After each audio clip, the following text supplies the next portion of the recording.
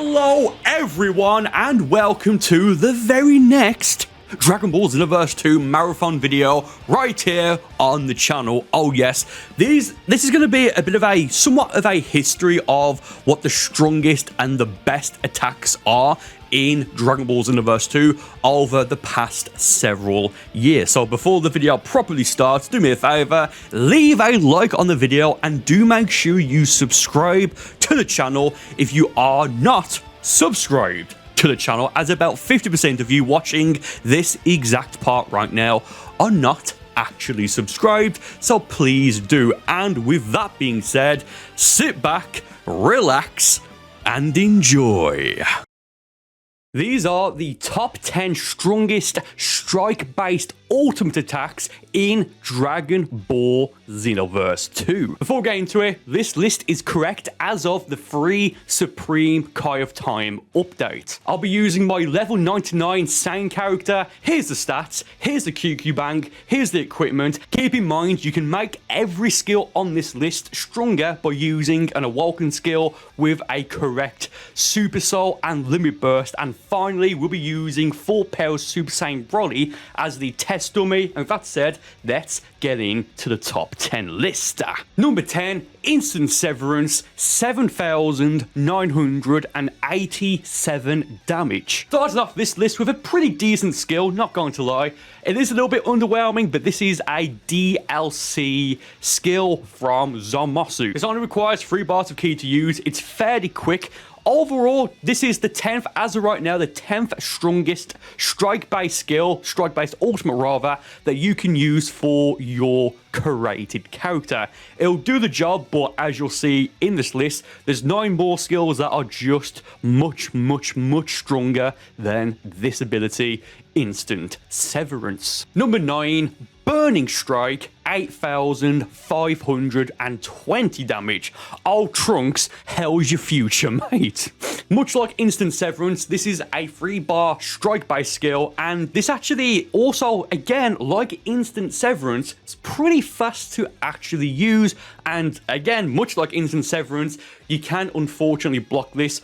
Realistically, although it is technically stronger than number 10, this isn't that good of a skill in my opinion. You're only going to probably land this if you go for a heavy stamina break, or if your opponent has no stamina, but then again, a skill such as After Image or Rough Ranger will easily protect yourself from this skill. Not the best, certainly not the worst. Moving on to number 8. But before we get into number 8, I do just want to remind you guys that if you're not subscribed to the channel yet, please do, as I do upload daily and it does help the channel out a great deal.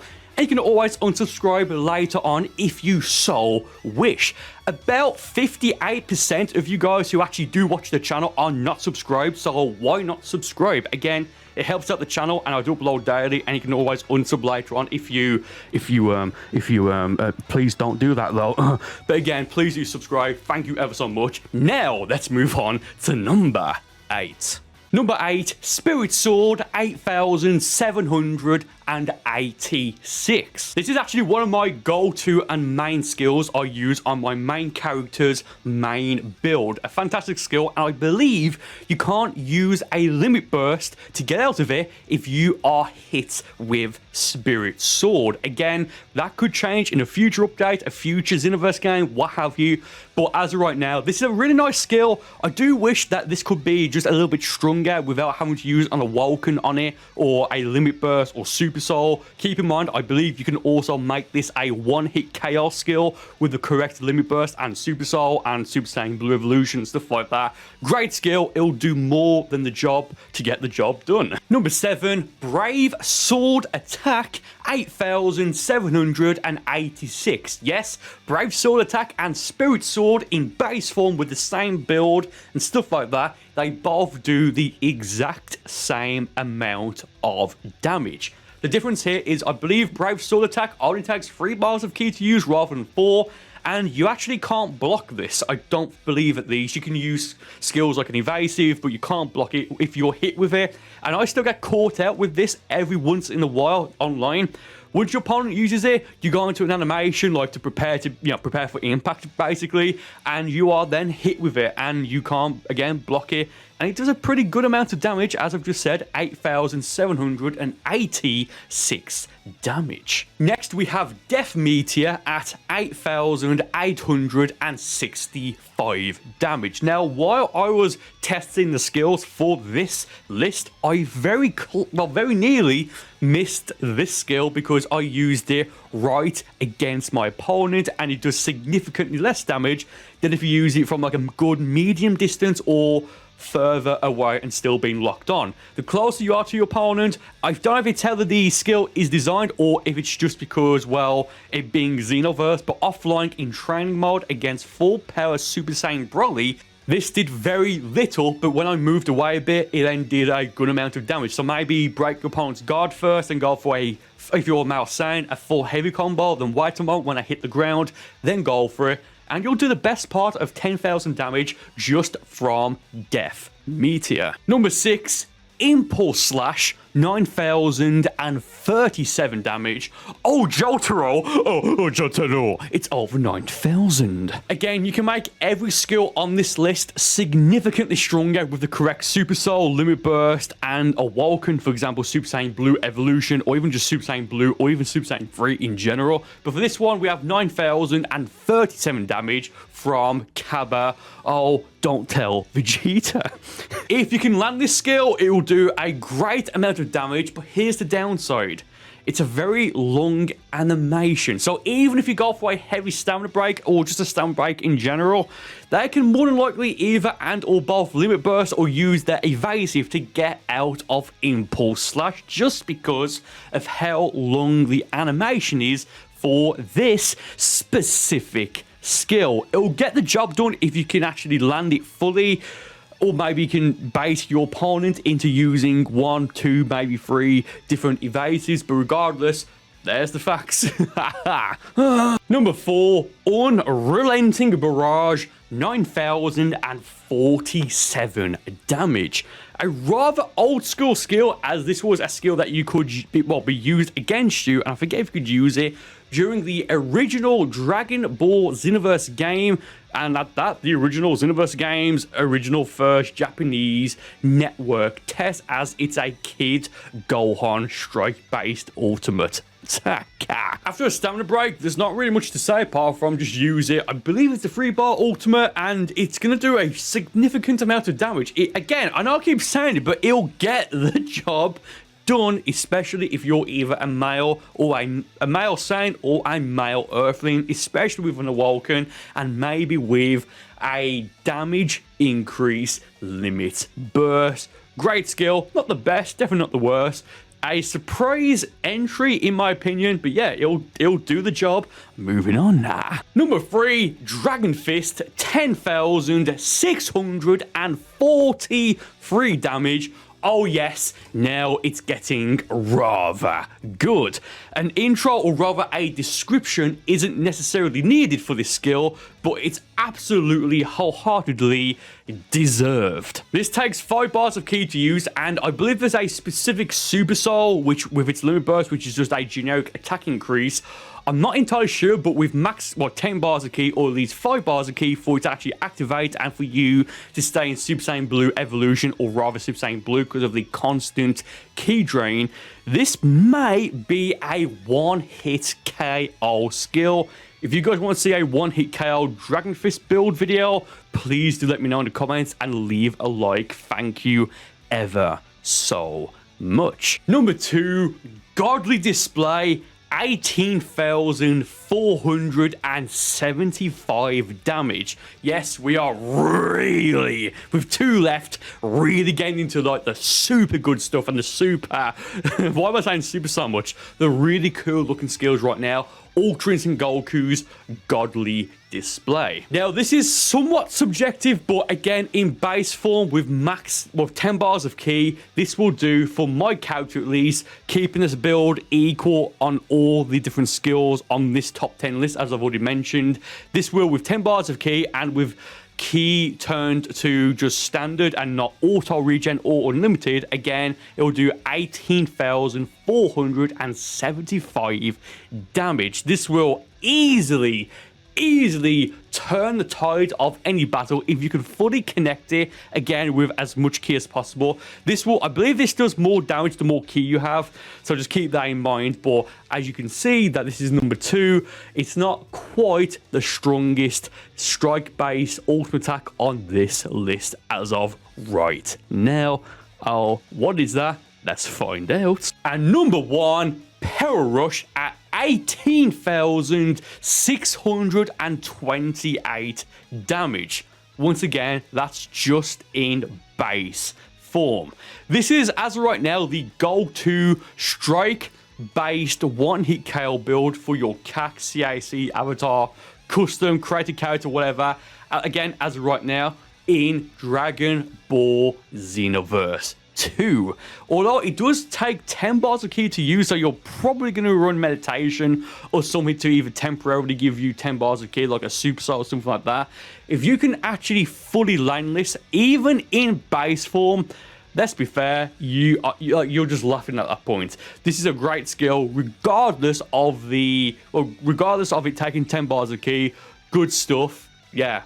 Great skill. And that's the list. Thank you guys ever so much, and I'll see you next time. Here are the top 20 strongest ultimate attacks as of Legendary Pack 2 DLC 13 in Dragon Ball Xenoverse 2.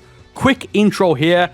I'm not going to be using limit bursts, super souls, or awakened skills in this video, just so everything is fair and balanced across the board.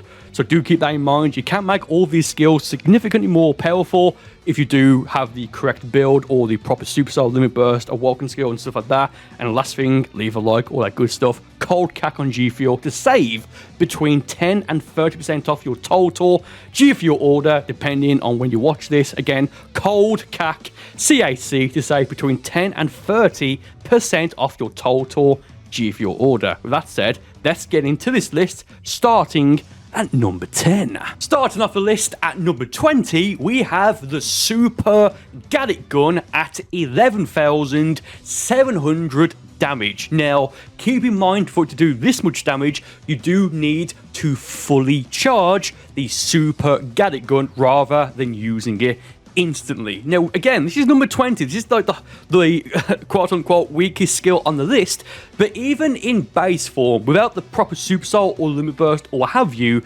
this almost does 12,000 damage just from being fully charged. Now, naturally, this does take a long time, for the most part at least, to fully charge, but once it is fully charged, yeah, it's going to do a good amount of damage on your opponent. Now again, if you're in Super Saiyan Blue Evolution, or even Super Vegeta 2, in all fairness, with the correct Super Soul and Limit Burst, this will do significantly more damage than just doing it in base form, but fully charged. Fantastic skill to use, well, fantastic skill to start off this list, and it's fairly versatile in the sense of, if you just go for a knockback and instantly use the Gadget Gun, it will connect, and it'll either make your opponent have to use 2 or even possibly 3 bars of stamina, or it's going to make them have to endure it.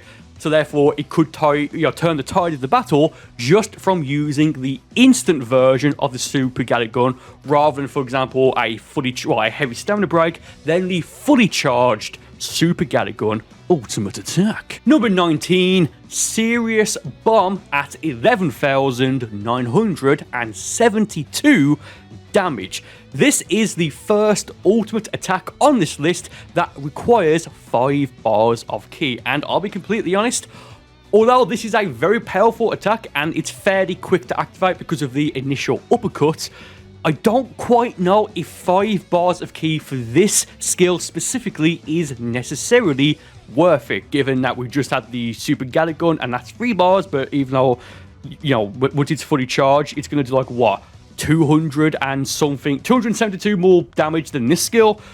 I just don't really know if it's worth 5 bars of ki to actually use the Serious Bomb ultimate attack.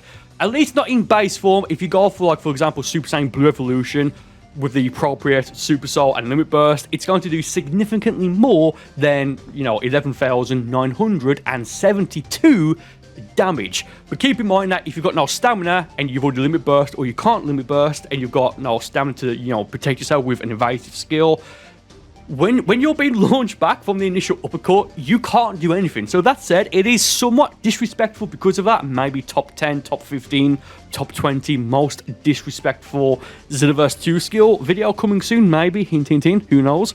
But yeah, but apart from that, it's like, well, if you've got like instant rise, just wait for the serious bomb itself to go towards you after they fully charge it and launch it at you, and go for instant rise and you'll be fine, right?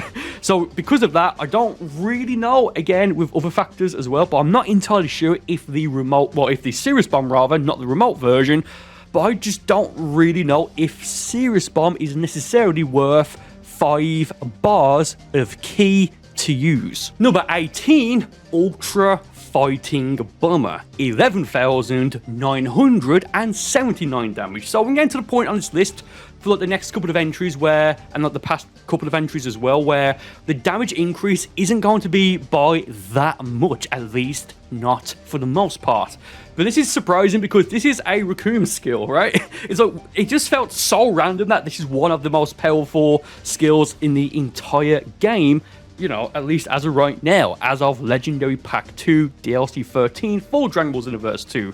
I believe, I forget off the top of my head, but I do believe this only takes 3 bars of key to use. I do forget, however. But the thing is, though, you can't prolong this. So you can just use it and it's going to just act as a bit of like an explosive wave.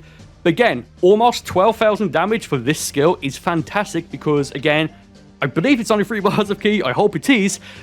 But with that said, it does have, for the most part, a bit of a fairly long activation time. So you're going to probably want to go for a heavy stamina break, or if you get super lucky, like after a clash, for example, you may want to then lock off, then go for it so they won't get the heads-up display, and you may confuse them for a moment, but that precious moment may be enough time to actually go and, to activate it. Fantastic skill.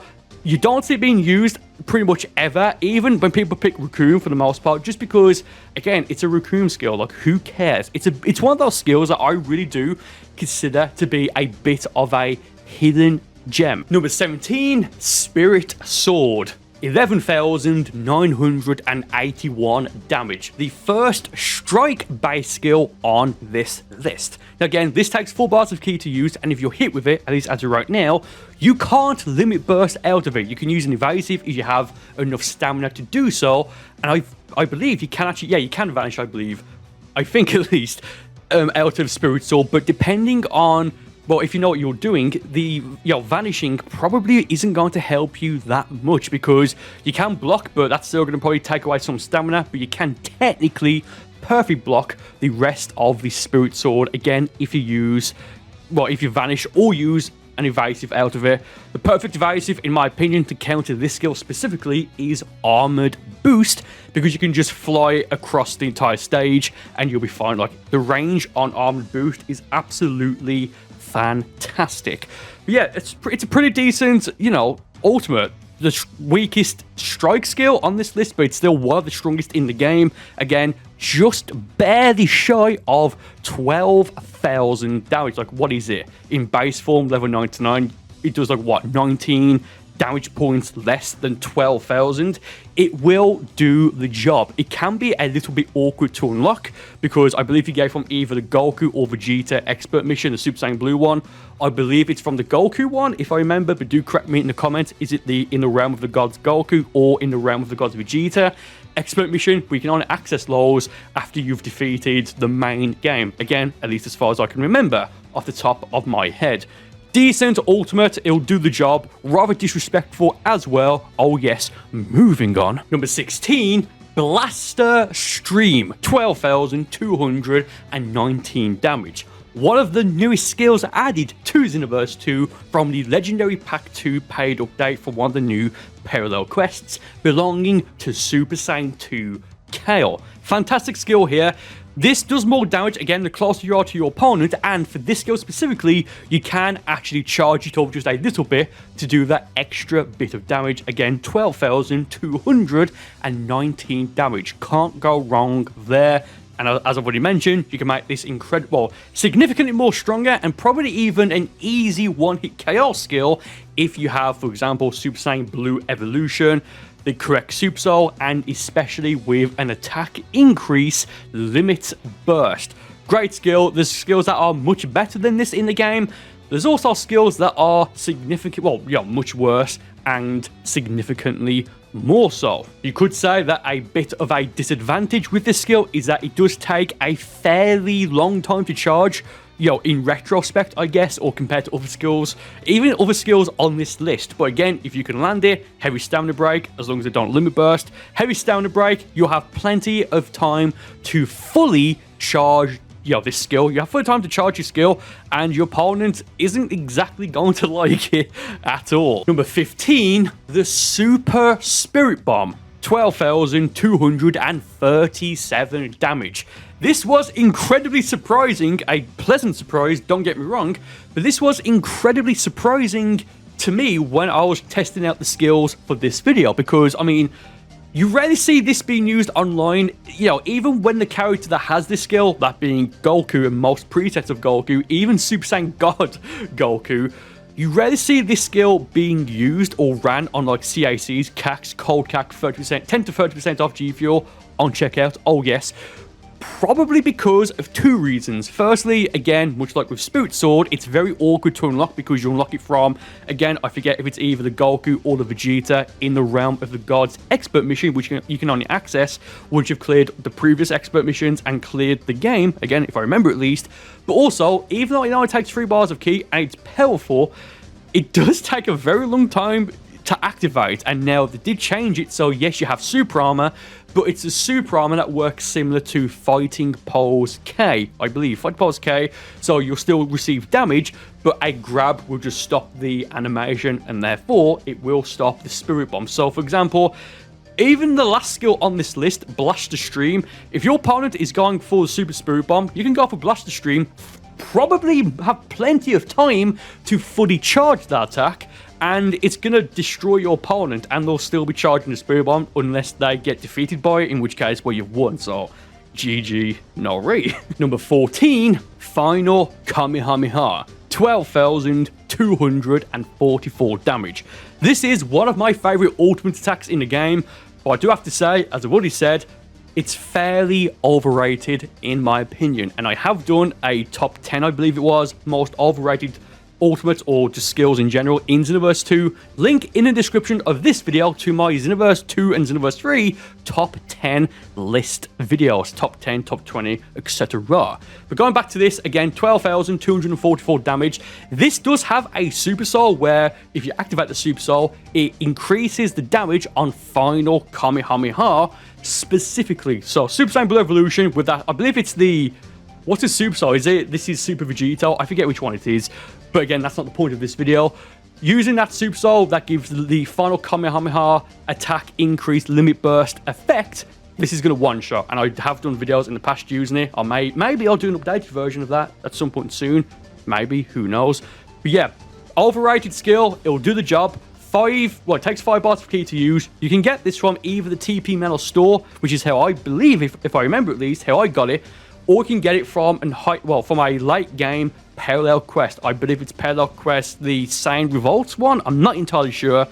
I don't know if the RNG is good or bad on this skill for that mission, because again, I got this from the TP Metal store when Xenoverse 2 first came out. It may have been the first skill I got from the TP Metal store. Can't remember. It's a very powerful skill, fairly quick to activate, 5 bars of ki, 12,244 damage in base form. Rather nice. Number 13, Soul Punisher. 12,780 damage. Much like with Final Kamehameha, which is funny because it's a Gogeta signature skill, I guess, rather than Final Kamehameha being a Vegeta signature skill. This also is a ki-based ultimate that also takes 5 bars of ki to use. It's only a one-hit attack, so it's not going to do several hits on your opponent, so you can limit burst after you've been hit, but that's just going to be a panic limit burst, or rather a panic evasive. Same thing, you could limit burst to try and protect yourself, right? But if you try and go for example, if your evasive is, again, for example, instant raise, actually, it doesn't matter what your evasive is. If you're actually hit with this skill, you can use as many evasive skills as you want. It's not going to help you because the damage would have already been done. You can also go for like the reverse Soul Punisher. I did try that. It does the exact same amount of damage, probably making it the most disrespectful skill in the game if you do indeed reverse it, because there's no point, right? So you can, yeah, you can go forward back here, but it does take a fairly decent amount of time to actually charge up. But man, again, I think I've got to get onto that top 10, 20, 15, whatever, top 20 most disrespectful Xenoverse 2 skills. Yeah, and this has got to definitely be on that list. Maybe at number 1. Who knows? We'll have to wait and see. Great skill, 5 bars of ki, it'll do the job. You can block it, but it will tank a fairly decent amount of your stamina. And yeah, number 12, Lightning Impact. 13,305 damage. Much like with Super Gadget Gun, as we've already covered on this list, this is a skill that can be charged in various stages, and for this video, I've fully charged it, which again gives you 13,305 damage just in base form. This only takes 3 bars of ki to use, but to fully charge it from, you know, well, just to fully charge it, it does take, I believe it's just a couple of seconds, but given that that may not seem like a long time, but in, you know, in the middle of a match, that, you know, it is a long time. I want to say maybe 2 seconds, I'm not entirely sure. I don't know if it's worth it, because yeah, it's powerful if you fully charge it, even more so if you go for an Awakening skill, Limit Burst, Super Soul, etc. It's not even funny. But yeah, but with that said, although it does take a long time to charge, I want to say it may be the fastest beam attack in the game in terms of when it's actually being fired. I'm not entirely sure, but I only noticed this somewhat late, you know, somewhat recently as of right now, somewhat lately. It's incredibly fast once it's actually being launched, but again, to get to that point, I don't really know if it's necessarily worth it. For Gadget Gun, you can kind of, it kind of makes sense for Super Gadget Gun, because again, there's only like, what, 1,000 something, if that, difference between Super Gadget Gun and Lightning Impact. So it's like, okay, it makes sense. It's not as strong as Lightning Impact. It does take a little bit longer to charge up. But given it's like, what, the 20th strongest skill or whatever it was, it kind of makes sense in that regard, in my opinion. But yeah, Lightning Impact, if you can fully charge it, great. But there's many more attacks that will do more damage that are actually faster, and we'll get to those momentarily. Number 11, the times 100 Big Bang Kamehameha, 14,963 damage. Now, it's going to do that much damage, just under 15,000, which is kind of insane, if you go for the rotating version of the times 100 Big Bang Kamehameha. How do you do that?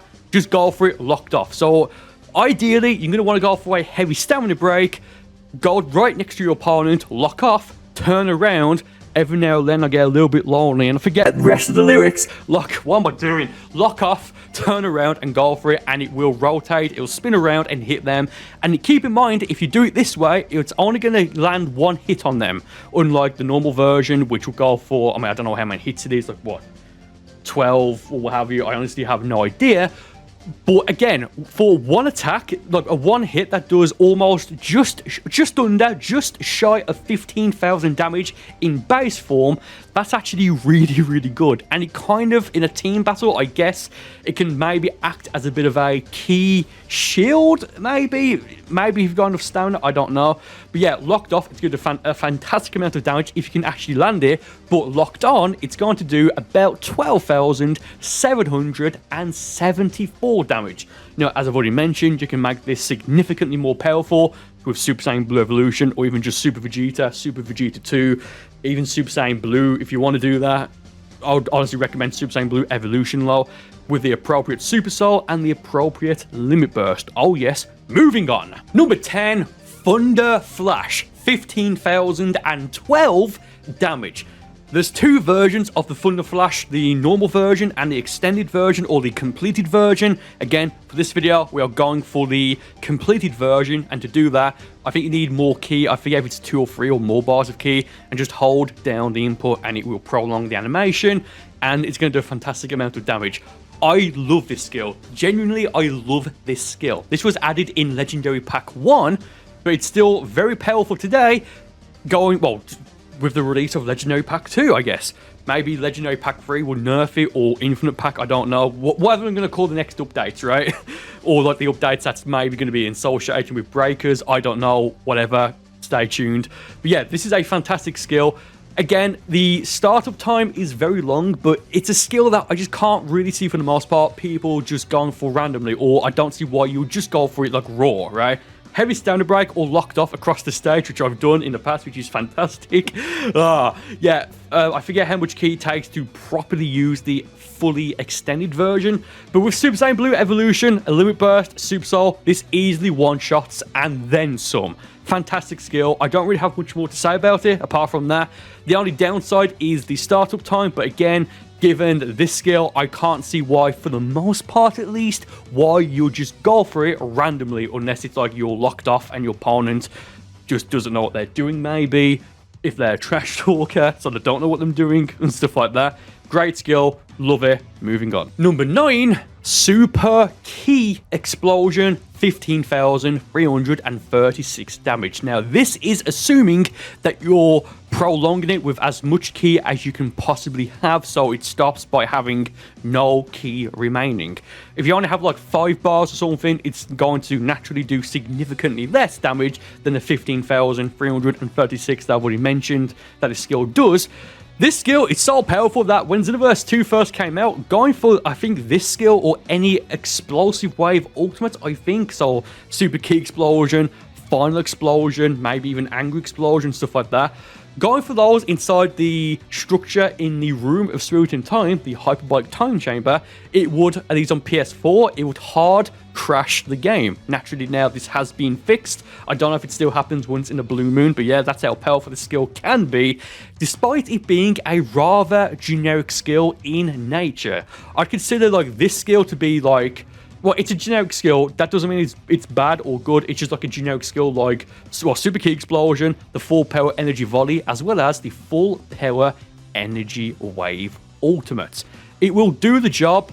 It's almost instant in terms of activation. The only downside is that you do need a lot of ki to get the most out of this specific skill. Apart from that, if your opponent even tries, if they even dare to try and block this and they can't perfectly block it, if they do block it, it's going to just burn through their stamina, and yeah, they're not going to have that good of a time. Number 8, Final Shine Attack, 17,736 damage. Oh yes, and again, this is assuming that you've got max ki, so like what, 10 bars of ki, either by having it in your QQ bank and or stats and or Super Soul or what have you, or meditation, right?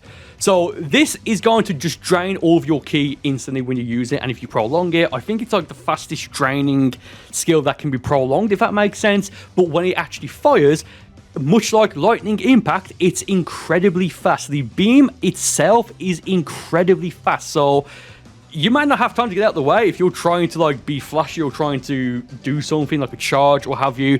With that said, the startup time, it is short, but it probably should maybe realistically be a little bit shorter, just because you're not going to use this without having, let's be fair, if you're using this without having 10 bars of ki filled up, you're probably going to be using it out of desperation, so it probably might not be the best thing to use at that given circumstance. Maybe, I don't know, it does really depend.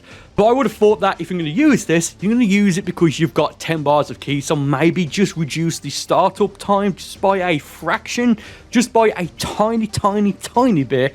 I don't know, that may just be me looking into it a bit, I don't know, or looking too much into it. But yeah, Final Shine Attack, if you've got max ki, it's certainly going to get the job done. Number 7, Emperor's Death Beam, 18,305 damage. Oh yes, we are now getting into the really good stuff. Oh yes, we are.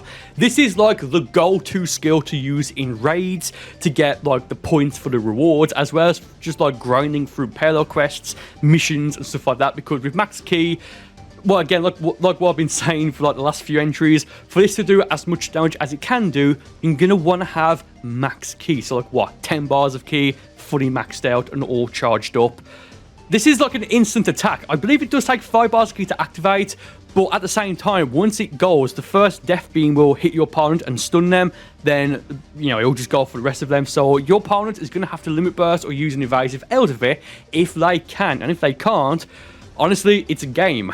It's like the safest in my, well, probably like one of, if not the safest, most overpowered key-based ultimate you can use, because, yeah, it's just like once it hits, depending on what Super Soul, well, not Super Soul, depending on what evasive, why would I say Super Soul? Depending on what evasive your opponent is running, they might not be able to actually protect themselves. For example, if they have Absolute Zero or Dragon Burn or Fake Blast, yes, you can perfect block after it or just block in general, but it's still just going to go for your stamina, unless, again, you can actually perfect block all of the remaining hits. This is a 10 out of 10 skill, in my opinion, that can only get more powerful depending on the build that you're using. Number 6, Revenge Death Ball, 18,358 damage. Can I get a booyah in the comments of this video? Oh yes. Again, this is if it's fully charged. But with that said, once you've got max key, you don't have to charge it up, I don't believe, or I forget if you do, I don't know.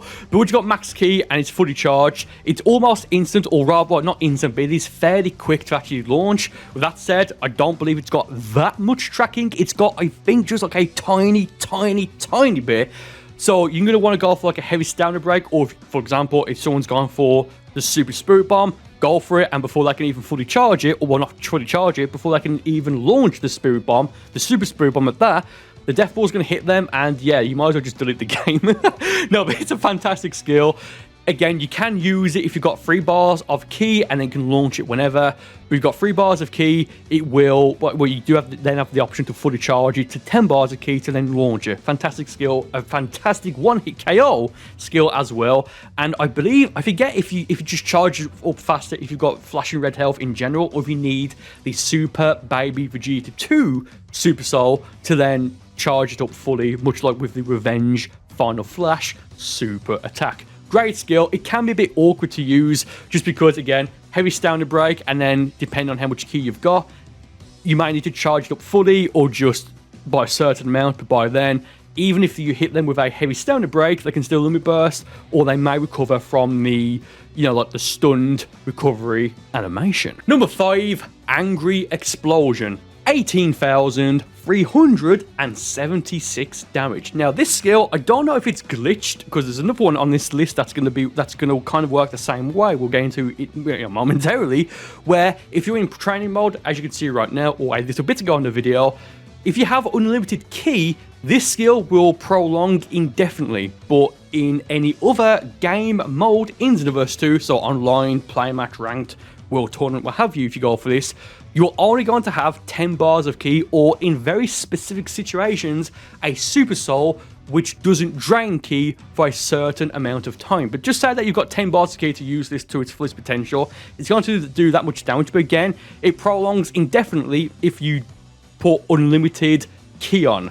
But with other skills on this list, it doesn't work like that, even if it's a skill that uses unlimited, well, a skill that uses stamina and all key, which Wonderboard will work like this, but I'm just saying it because, for example, Emperor's Death Beam doesn't prolong indefinitely, it stops after a certain point, but for some reason, Angry Explosion doesn't. Don't know, bit of a ramble, but I just thought that was interesting. And again, there's going to be another skill on this list coming up momentarily that works kind of the same, but uses stamina. Hint, hint, hint. You may be able to work out what that skill is. But yeah, fun little skill, it'll do the job. Heavy stamina break, max key, Angry Explosion, prolong it for as long as possible. Very, very, very powerful, especially with Super Saiyan Blue Evolution. Number 4, Godly Display, 18,475 damage. Oh yes, it's been a while on this list since we've had a Strike Ultimate, but they are now back with a bit of a vengeance. Oh yes. Let's just round up, 18,500, but this is if you've got max key. Then once you throw that neutron star at them, yeah, I mean, regards will most certainly then be finalized.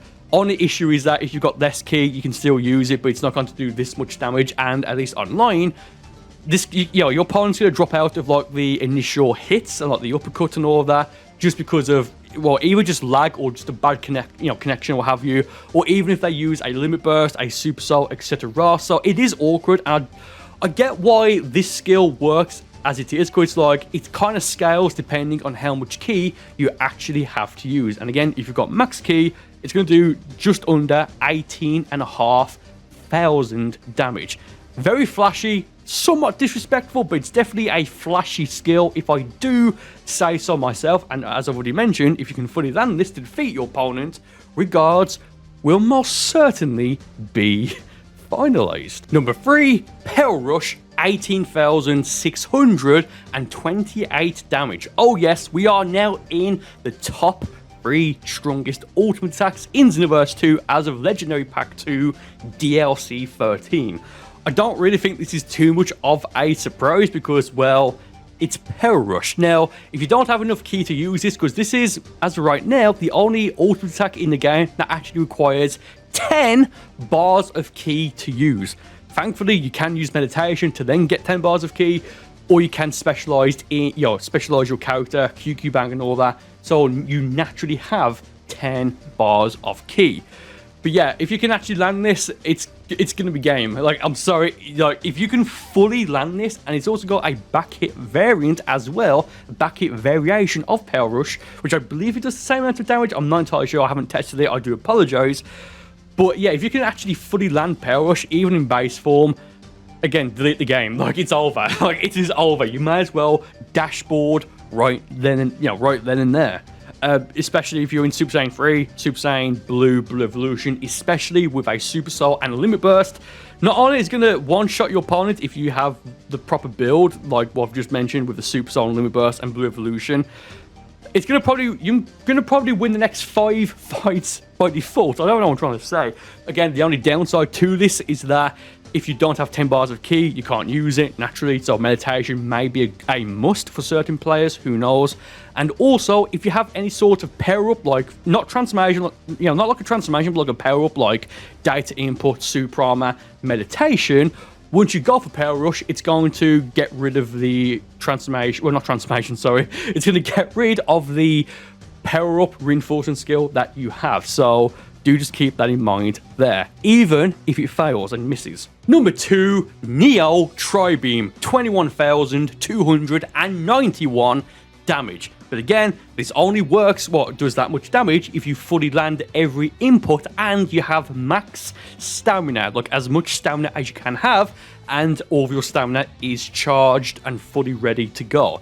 With that said, again, this is more powerful than Power Rush, and it's the second strongest ultimate attack in Xenoverse 2 as of right now, Legendary Pack 2 DLC 13, but it does take stamina to use, and I think regardless of what character you're battling against, so for example, if you go for a heavy stamina break and you try to use this with all the inputs, they are going to get all of their stamina recharged even after a heavy stamina break, so you may not actually be able to fully land this without them blocking some of it, using an evasive, using a limit burst.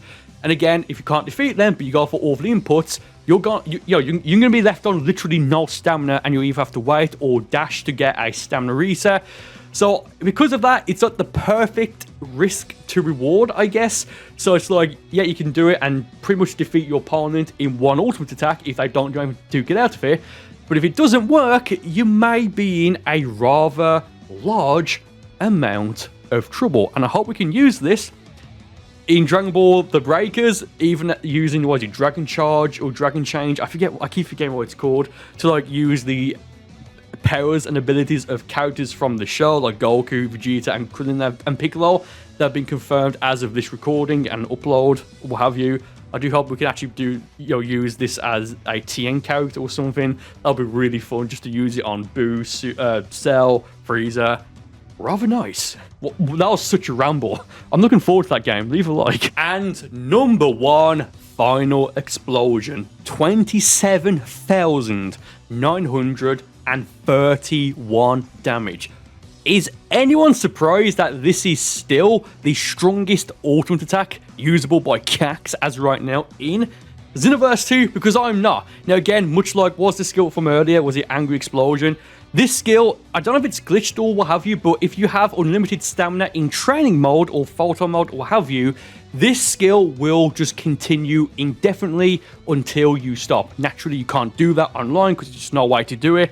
But yeah, if you keep doing that, if you keep prolonging it, it's just going to keep going and your opponent will get knocked out, revived, knocked out, revive, and the cycle will keep going over and over and over again. But just assuming that you got max stamina, this is going to do in base form, and if you can fully land it, 27,931 damage. I think this is going to one-shot most, if not every character, apart from maybe a Margin character with max stamina. But even that, it's, again, even if that happens, it's not going to tickle. It's going to just absolutely destroy them.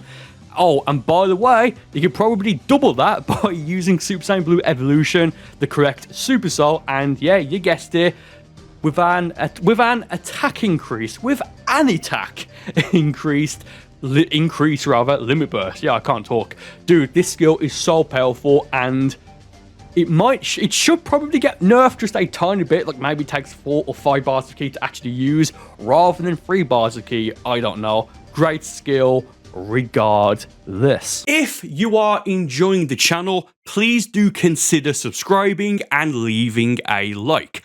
About 50% of you watching this exact part right now are not actually subscribed, so please do. And with that said, on to the video. Top 10 most useful super attacks to use in player versus player in Dragon Ball Xenoverse 2. Hello everyone and welcome to the video. Very quickly before we do jump into the list, do me a favor, if you enjoy these videos and just want to support the channel, please do go and leave a like on this video right now, and also subscribe if you haven't done so already. And with that said, let's now get into the list. Starting off the list, we have Burst Charge. Now, this is going to be the only charge skill on this list specifically, and the reason why I've put this on this list and at number 10 is because this will pretty much regenerate about, if not slightly more, than 2 bars of ki pretty much instantly. So if you're in a situation where you're having your ki drained, for example, if you're in an awakened skill like Super Saiyan Blue or Super Saiyan Blue Evolution, and you need to stay in that for that attack increase and stuff like that, all you need to do is go for, on your opponent, is use a swing kick, a knockback, or a grab, then instantly go for Burst Charge, and you will regenerate at least 2 bars of ki, and then if you continue it, it will regenerate a 3rd bar, but at a much, much slower pace. This skill really will shine if you're in a situation where the fight is getting close, or you need to make a bit of a comeback, and you need ki. Honestly, just try it if you haven't done so already. Number 9, Rough Ranger. Quite possibly the best counter skill that is available in Dragon Ball Xenoverse 2 as of this upload. Yes, so although this is a strike skill, it's fantastic. It really is. Hence why, if you are a regular viewer of the channel, this is one of my go-to skills on my go-to Saiyan build.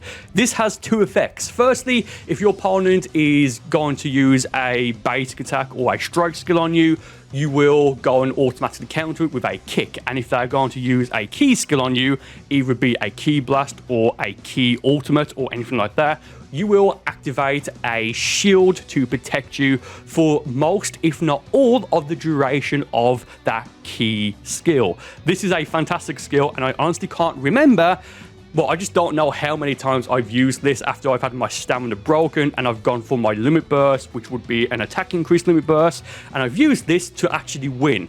With those things I've just mentioned, this does almost, well, not an entire bar of damage, but it does at least half of an entire bar, which that is a lot. That is a lot. Up next, we have the Bending Kamehameha super attack. No one tends to use this. It's insane. This is a fantastic skill that you can get fairly early on in Dragon Ball Xenoverse 2, but because no one, for the most part, tends to use this, no one tends to anticipate it or expect it, and therefore they may not know how to fully counter it or avoid it or protect themselves from it. So once you use this skill, if you hit the input again, it will, as the name suggests, bend the Kamehameha wave. Now, depending on what the angle is that you use this at or where your opponent is, it will do like a full loop above them and then go straight down right above them. It's fantastic. It really, really is. Also, if you use it and your opponent maybe vanishes behind you, it can work as a sort of like back hit to some extent. It's hard to explain, but seriously, if you've not tried the skill, at least try it. So that way, if you see that your opponent is using it against you in the future, you know to expect it, anticipate it, and you know, just general stuff like that. This is an absolutely wonderful attack. Love it. Moving on, we now have Soaring Fist. This is a powerful strike skill. Only takes 1 bar of ki to use, but if you hold down the input, you will launch 3 ki waves, or is it Kaya, whatever it's called in Dragon Ball. And again, if your opponent does block this, it will take a bit of stamina away from them. But if they don't block it and they endure the full hit, man, it's not going to be a good time for your opponent. I do believe you can get this from the TP Metal Store. Now, a bit of advice here is that if you know your opponent is running this skill, or if they have, for example, if they've picked Ultra Instinct Goku, before this skill is used, or rather the activation animation, just keep that in mind, because, or just know what it looks like, because you can perfect block this. I believe if you perfect block it, it'll be the first and the third input they can perfect block, with the second, I guess, input or attack just going through you because of the invincibility frames on the perfect blocking and stuff like that. Just keep in mind, because it is fairly subtle, especially if your opponent is in Super Saiyan 3 and it's a similar stance in terms of like the straight back and stuff like that. Seriously, fantastic skill. Just use it. So again, like what I've previously mentioned, just use it so you know how to anticipate it if it's going to be a skill that's going to be used on you. Number 6, Sudden Storm. Now, this is out of every skill on this list, both so far and what's about to be revealed, this is the one skill out of everything on this list that I don't tend to use that often. I don't know why. Actually, I think I do know why. It is a 2-bar super attack, so because of that, it does do more damage. But if you can break your opponent's guard and then send them flying back, especially if you have an attack increase limit burst, or a superstar that gives you an increase in attack when you go for a super attack, this is going to fully connect. And man, I see so many people get hit with this when they have stamina and go for like a bit of a panic evasive, as in they'll go for an evasive that maybe wouldn't protect themselves that much. For example, the super back jump, or maybe, I don't know, well, hyper movement would work. I think you get what I'm trying to say.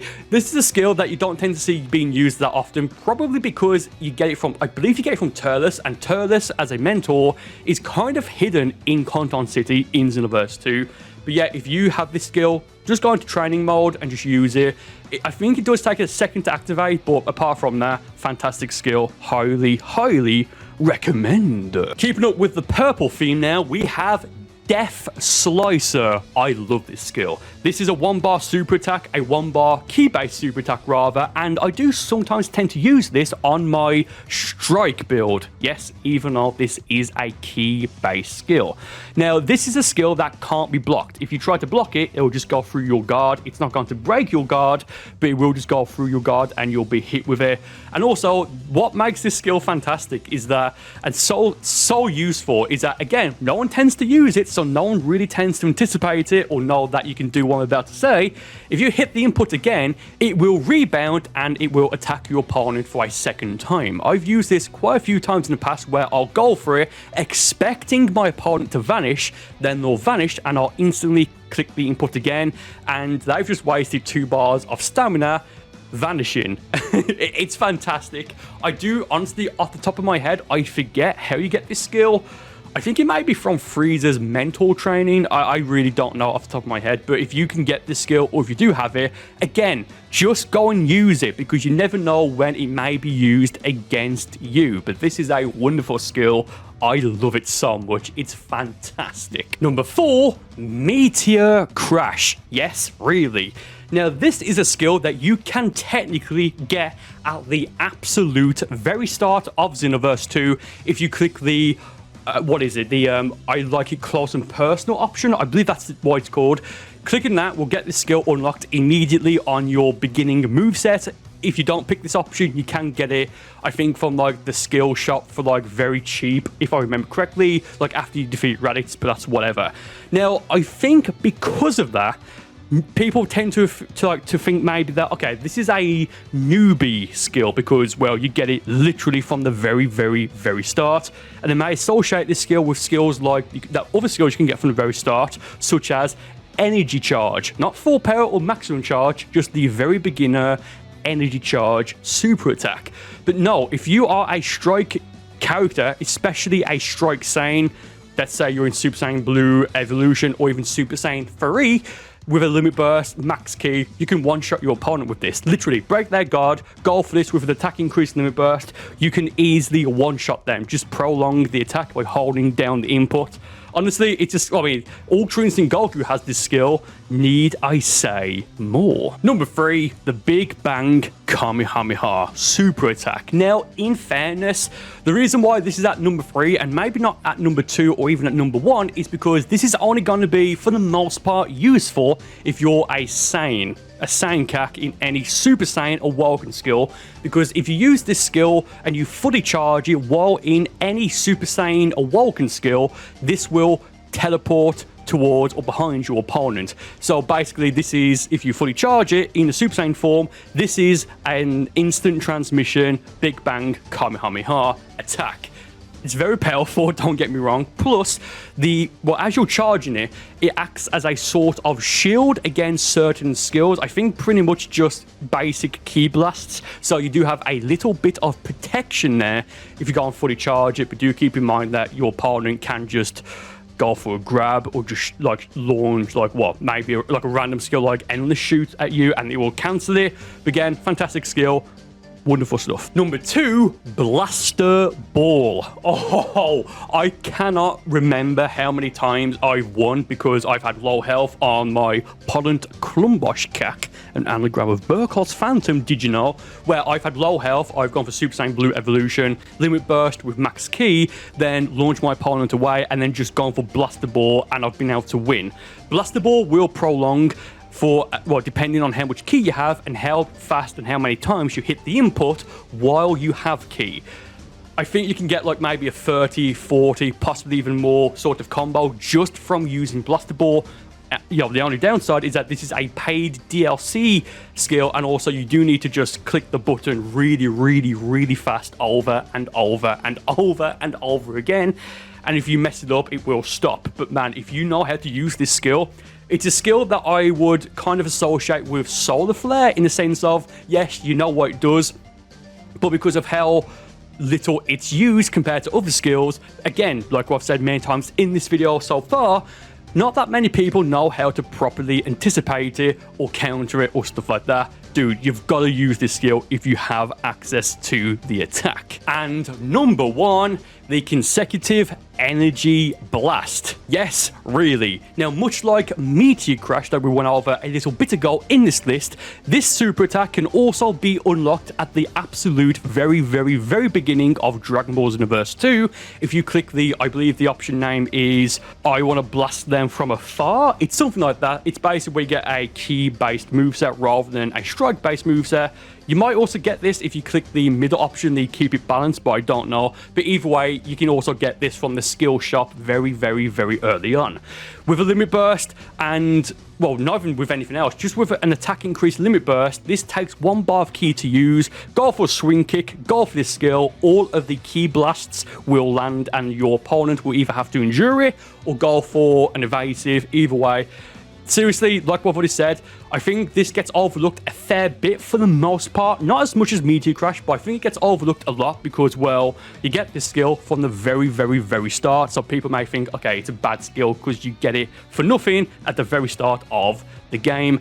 It's a wonderful skill. It really, really, really, truly is. And that's my list. Do you agree or disagree with me? Do let me know in the comments, and I'll see you next time. The top 10 strongest key-based super attacks in Dragon Ball Xenoverse 2, updated for the latest update, which is DLC 16, the Hero of Justice Pack 2. Hello everyone and welcome to the video. Quick intro here. I'll be doing this on a level 99 male Saiyan character, avatar, CAC, CAC, whatever you want to call it. Here are the stats, all the equipment and all that is on the screen right now. No no Super Soul, no Limit Burst, and no QQ Bang, because just to make it even across the board, so you can make every one of these skills significantly stronger with the correct build: Super Soul, Limit Burst, Awoken, QQ Bang, etc, etc, etc. Before we get into it, do me a favor, if you're watching this, about give or take 50% of you are not actually subscribed,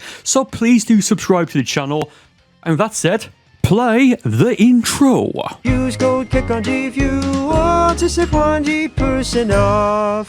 Number 10, Endless Shoot at 6,025 damage. Look, it will get the job done. I mean, I say that, it is a good skill, but it's not the best on this specific list, but it is one of the strongest as of right now.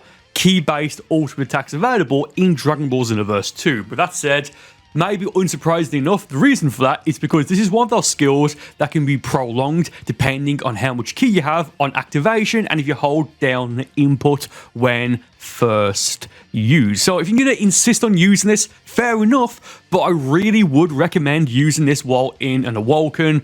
You know, for example, if you're on a Saiyan, either Super Vegeta or probably more, well, better Super Saiyan Blue Evolution with a proper QQ Bang and a Super Soul that can possibly give you damage increase, and especially with a Limit Burst that will give you attack damage increase and ki regeneration. It'll do significantly more damage with those, but again, if you decide to use this, maybe don't use it just in base, or have you use it and try to maximize every bit of ki that you're going to be using. Number 9, Tri-Beam and Gigantic Breaker, both at 6,281 damage. With that said, this is Tri-Beam once it's fully charged. So charge it, then hold down input again, and it will charge and then automatically fire. Very tricky to use that. You'll need to go for a heavy stamina break, and at that point, maybe just consider using an ultimate that's stronger. But fun skill. I like using Tri-Beam like as a knockback, or knock my opponent back, and just use it as quick as possible rather than charging it. Again, Gigantic Breaker. I think if it misses, it does the increased damage. I forget off the top of my head, but basically the strongest versions of both of these skills, like charged up or what have you, both will do as of right now the exact same amount of damage at 6,281 damage.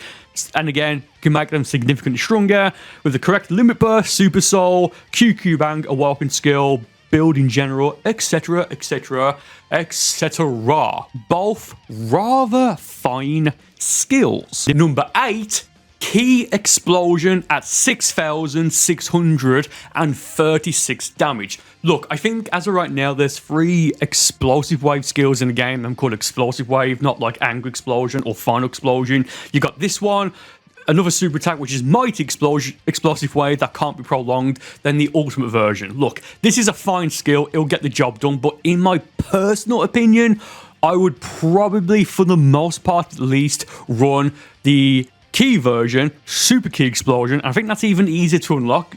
I think it's from like the skill shop as you progress through like the early mid-ish part of the Xenoverse 2 story mode.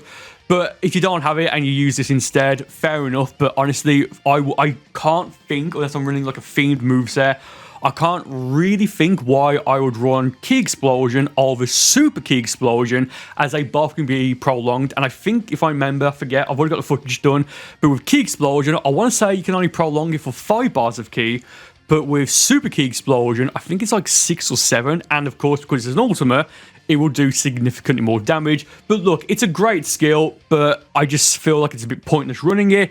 It's like running Kamehameha and then the times 10 Kamehameha. It's the same sort of gimmick. Number 7, the Spirit Bomb Super Attack at 7,024 damage. Fun skill. One of, for the most part, my go-to skills. It's a fun skill.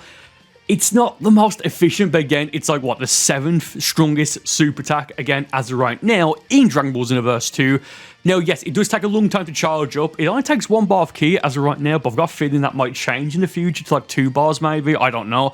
But if you use it and it misses the opponent and doesn't hit the ground to like detonate, it will rebound and hit your opponent that way, which tends to people tend to get tricked by this a lot. It's a fun skill, and you can use it locked off, then lock onto the opponent, and it will then rebound and lock onto the opponent that way. So it's a fun skill, but it's just an absolutely gigantic gimmick, at least for the most part. But hey, if you can use it, maybe go for a Spirit Hammer, which is a light stamina break, fully charged Sledgehammer, Spirit Bomb, then cross-arm dive, and that's going to defeat the opponent.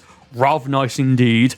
Would you like a bit of Genki? Number 6, Flash Bomber at 7,375 damage. Oh, okay, another attack that can be prolonged. I mean, I don't know. This just feels super awkward using. Now, again, it's powerful. It will do the job if you've got key to, prolong and key in reserves, I guess. But I think it's because of how wide of a range this skill is, and I would say, honestly, just pick a different skill, maybe Endless Shoot, which is a fair bit weaker for the most part, but I think at least it's a bit more accurate. Now, granted, if you're in a team match, you versus maybe 2 or 3 other people, could be a little bit better because of just how, wide of a spread the key blasts are on the Flash Bomber itself from Super Android 17 from Dragon Ball GT. Oh, yes. I mean, I don't know. This has always been a skill for me that just feels super awkward to use. I mean, you just click the button and that's it. It might be the camera angle. I don't know. But again, do this base form level 99 as a key base Saiyan, and you will do at least 7,375 damage. Number 5, the times 10 Kamehameha, 7,784 damage. I wouldn't be surprised if they make this an ultimate, if they maybe give this like an ultimate version, because this pretty much is on like the fence of a super attack to an ultimate, because yes, it's not the strongest, it's like the 5th strongest in Xenoverse 2 right now. I believe, actually no, I do know it's the strongest Kamehameha super attack, again, as of right now. More may be added in the future. Do make sure you like and subscribe, because that'll be covered even when that does happen. But again, it's even stronger, I think, than some Kamehameha ultimate attacks. And as you can see right here, if you're in a Super Saiyan form, just Super Saiyan forms, not Beast, unless it gets changed in the future, then this will actually warp if you fully charge it, and you can use it locked off, and it will lock on automatically while being teleported and lock onto the opponent. Absolutely, just an absolutely fantastic skill. You could even run this on a strike character just as a beam attack, and it will still help out quite significantly just because of how strong the times 10 Kamehameha is in Dragon Ball Xenoverse 2. Number 4, Revenge Final Flash, 8,100 damage. So I want to say this skill does more damage if you have low health. Now, as a Saiyan, you'll do more damage anyway if you have low health because, well, you're a Saiyan. But with this attack specifically, it will require less key to prolong if you are on flashing red health, regardless of if you are or aren't a Saiyan CAC. Use code CAC on G Fuel, by the way, for 20% off if used on checkout. Okay. But yeah, this is a skill that if you have the DLC, I absolutely would recommend using, but only use this attack as to get out of a pinch, as in you have low health and a decent amount of key, so you can use it and prolong it until it stops. Great skill. Surprised it's this high up, given how powerful it can be if you have low health. It's sort of like Right Javelin, and side note, as of right now in the testing, I want to say Right Javelin was either number 11 or number 12 in terms of the strongest key-based super attacks, even when you have low health. So Right Javelin just barely missed out on this specific list. Number 3, Crazy Finger Shot at 8,408 damage. Somewhat surprisingly enough, a 3rd form Frieza attack. It's the skill that he uses back in Dragon Ball Z on Piccolo on Planet Namek, Planet Nimrock, home of the Time Patrol, to just absolutely destroy Piccolo.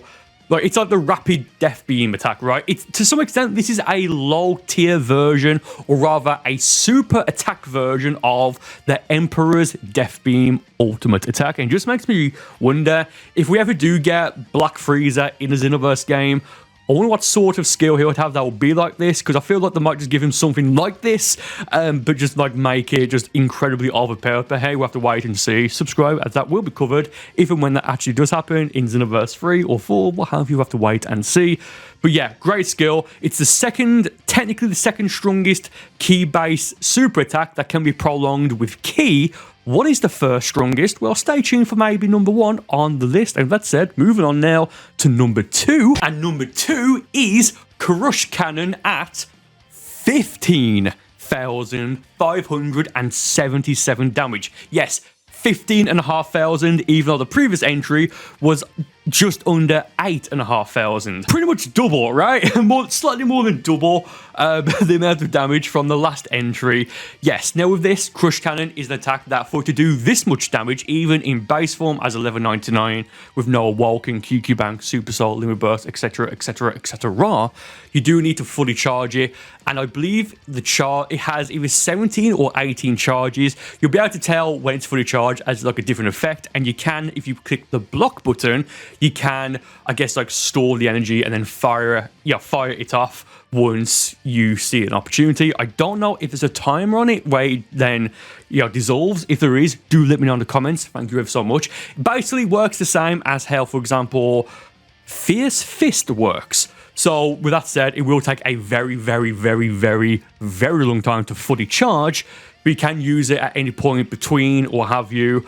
And I just can't even imagine how much damage this would do if you have the proper build, like with Super Saiyan Blue Evolution, an attack increase, Super Soul, and Limit Burst, a QQ Bang that gives you plus max points in key skills. It's a fun skill, but man, you can see just why it does that much damage given how long it takes to fully charge up. And number 1, Blaster Ball at 18,700 damage. I don't think this would be too big of a surprise for most people, especially if you've seen one of these videos in the past. But yes, this is if you have max ki and you just prolong it until you have no more ki left. I mean, look, 18,700 damage, not 7,800.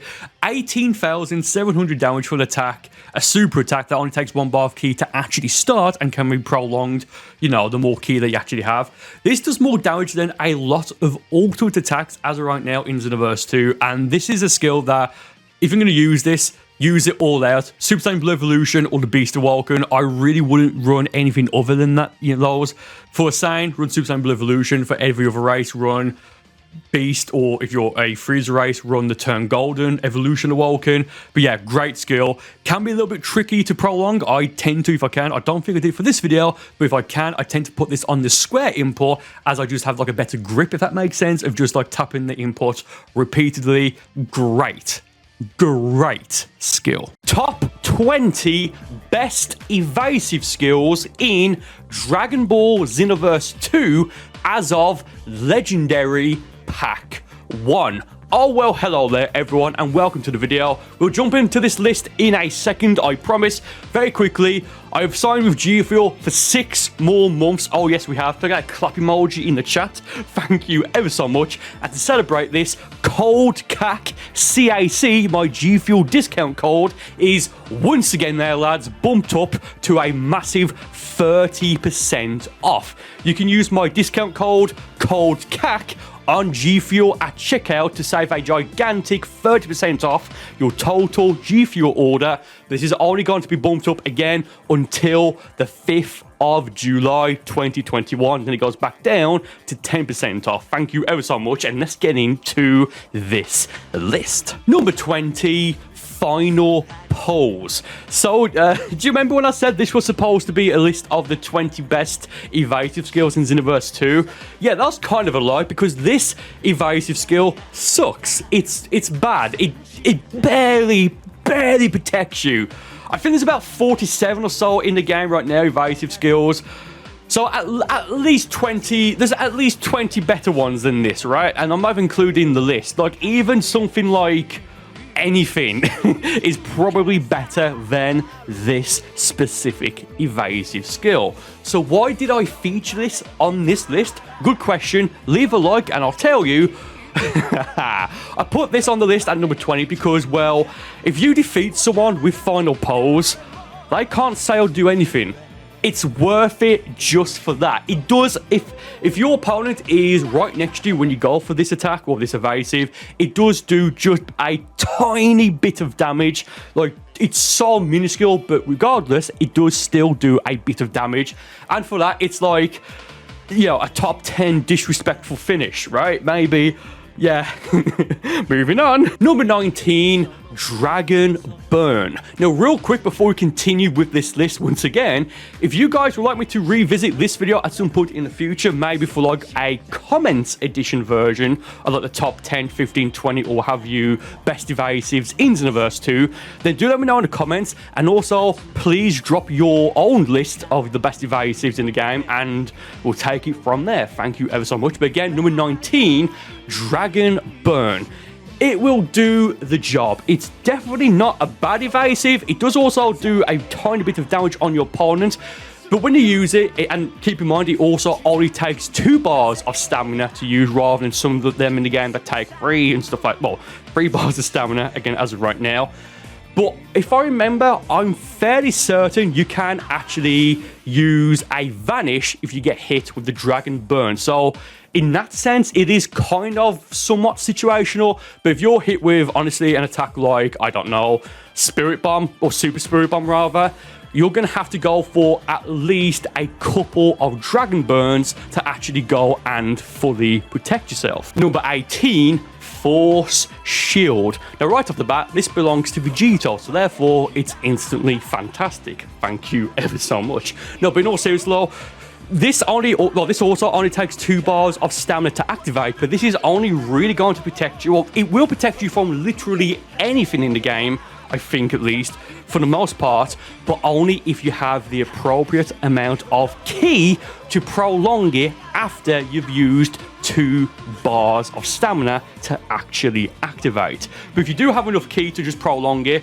for the most part, I'll probably mention this example a lot in this video, but if someone goes for a final explosion ultimate attack and they have either max stamina or almost max stamina, you probably won't be able to fully activate Force Shield with 10 bars of ki to fully protect yourself, but you can at least minimize the damage. So with this one, again, it's a bit situational, only in the sense of you need a lot of ki to fully take advantage of this specific evasive. Number 17, Bloody Counter. Now, I know that may be a little bit of a controversial pick, especially after we just had Force Shield, but this is the reason why I'm putting Bloody Counter not only on this list, but where I've put it on the list, if that makes sense. So I've put Bloody Counter on the list here because although it does take 3 bars of stamina to activate, much like Force Shield, you can prolong this depending on how much ki you have. But here's the difference. This does for an evasive at least, this does a pretty decent amount of damage, and again, you can just prolong it depending on how much ki you have in reserve, I guess. So, and I think in the past, I've actually defeated quite a few people, not too many, but just a few, you know, using Bloody Counter. Belongs to Zarbon, and it is a strike-based evasive skill. It'll do the job because you do have, like, what, super armor when you use it, maybe. In terms of an evasive to get out of danger, it's probably not the best, but in terms of just taking everything into consideration, maybe, you know, it'll do the job, I guess. And again, it'll do quite a bit of damage on your opponent, depending on how much ki you have to prolong it. Number 16, Blaster Meteor. Oh yes, so this belongs to legendary Super Saiyan Brody from Dragon Ball Z.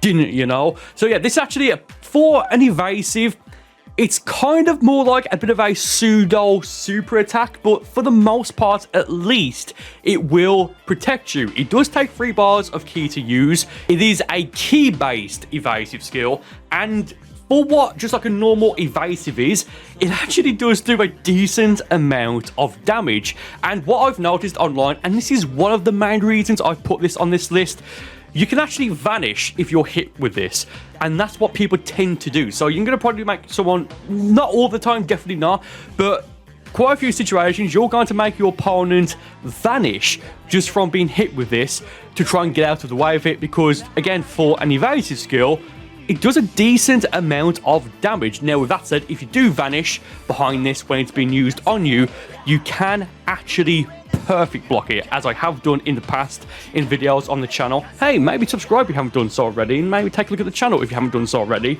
and stuff like that.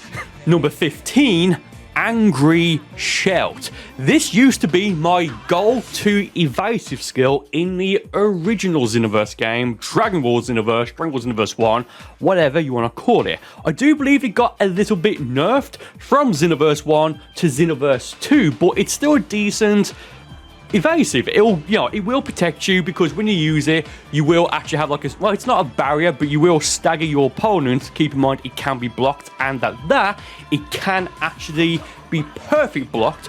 But at the same time, when you use this, it is a strike-based evasive, and it does actually take 3 bars of stamina to use.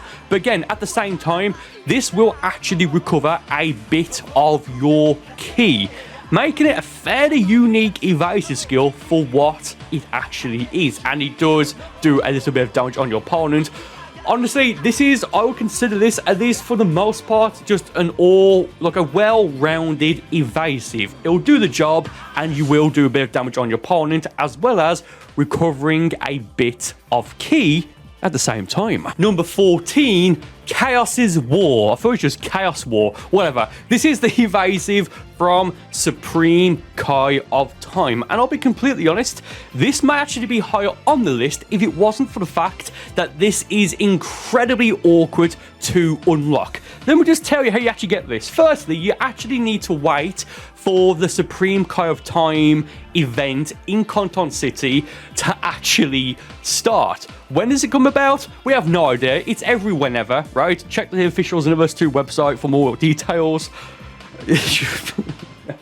Yeah, so you have to wait for that. Then once it's actually out, well, firstly, you also need to clear the story mode to do that. Then once it's actually out, you need to clear it once, then twice. So clear it twice in total. Then the third time, you'll be able to go and pick the individual missions. Now, I forget which mission this drops from, but like all of the Supreme Kai of Time skills, at least as of right now, they all have an awful drop rate, and I can't stress that enough. Their drop rate is dreadful. It is awful. Again, it's just so bad.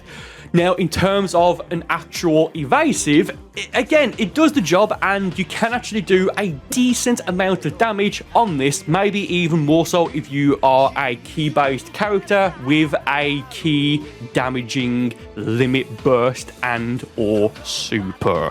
So you can make this even bigger, and I think faster as well, by prolonging it. And if it hits your opponent, it'll knock them, well, I think you knock them back anyway, and then you go and like shoot the magical wall of light at them. Again, for an evasive, it'll do the job. Just be careful against skills such as, super ki explosion, angry explosion, and of course, final explosion. Number 13, Absolute Zero, the counterpart, I guess, to Dragon Burn. This is fantastic. So in the original Xenoverse game, this was a DLC skill, given that Ice Shenron and Nova Shenron were DLC characters. I forget if Omega Shenron was, but that's neither here or there for this specific video. But Absolute Zero in the original Xenoverse game, so even technically now as well, it's the most overpowered evasive in the entirety of Xenoverse 1. And when Xenoverse 2 first came out, it was also incredibly overpowered to the point where it had to be nerfed just a little bit. Once you're hit with Absolute Zero, I'm fairly certain that you can't actually vanish out of it. You'll either have to just, endure it. But I think you can use an evasive out of it. I'm fairly certain that you can.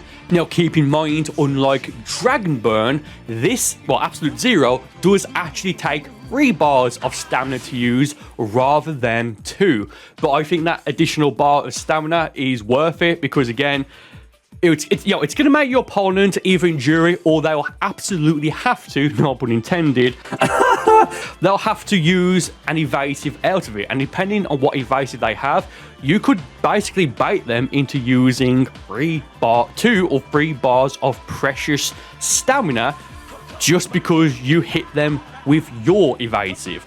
I mean, I don't know. I do think it's a fantastic evasive, and I really wouldn't be surprised if it gets nerfed even more at some point in the future, whether it be a Xenoverse 2 update or even Dragon Ball Xenoverse 3. Number 12, Special Beam Blast. Now, at least in my opinion, this is pretty much useless against any super attack and any ultimate attack, unless your opponent has very, very, very, very, very low stamina to the point where this hitting them will actually break their stamina.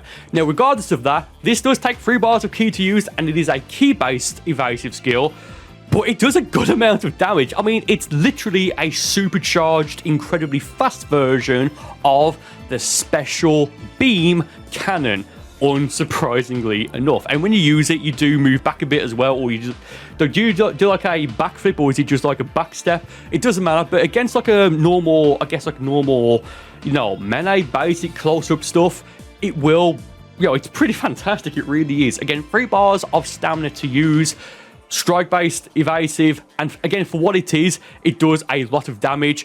And you can just make it even stronger if you have like a limit burst active and or a damage increase super soul. Good stuff right there in my opinion. Number 11, Break Strike. Now this is, in my opinion, what an evasive should be. Now there are many more evasives in Xenoverse 2 as of right now, again as of Legendary Pack 1, that are better than this, but this is an evasive that for the most part you're just not going to go wrong with this, unless again you're hit with something like Final Explosion or what have you. Now if you use this and you know what you're doing, like let's just say for example your opponent, you know, hits you with a super Kamehameha ultimate attack, use this, and if you know what you're doing, you can actually perfect block the next, I guess, like wave or, you know, beat, I guess, maybe, of the Super Kamehameha Ultimate. Then you can move out the way or continue to perfect block it. But if you're hit with it first, you know, you'll need to do something to actually protect yourself. For example, Break Strike. And again, it does a tiny bit of damage if you actually hit your opponent with it. And evasive, for the most part, they don't do damage. Some of them do, as we've already gone over on this list and previously as well, with things such as Special Beam Blast and Bloody Counter. But this will do the job. There is one better one that is also that also works like this, as we'll get into later on.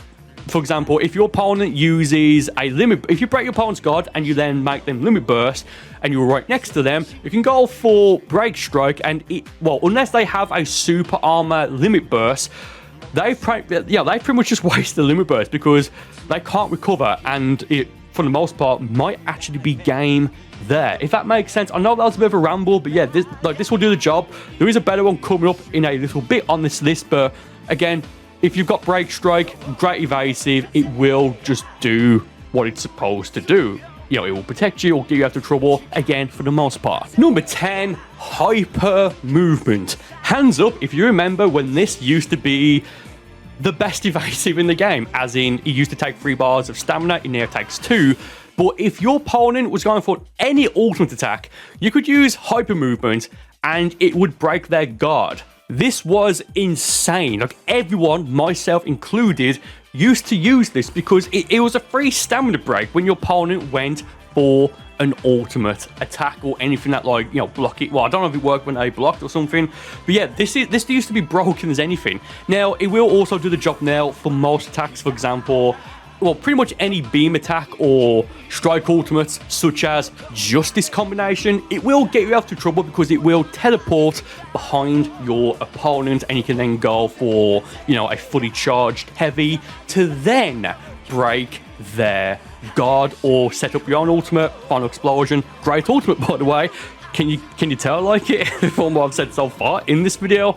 But yeah, this used to be insanely overpowered, and you can still do it now, where you can actually use it to, I guess, like, combo into stuff, and it freezes your animations, as you can see on the screen right now. Well, when I say freeze animations, it, like, well, you can see on the screen, it's hard to explain, but yeah, good evasive, it'll do the job.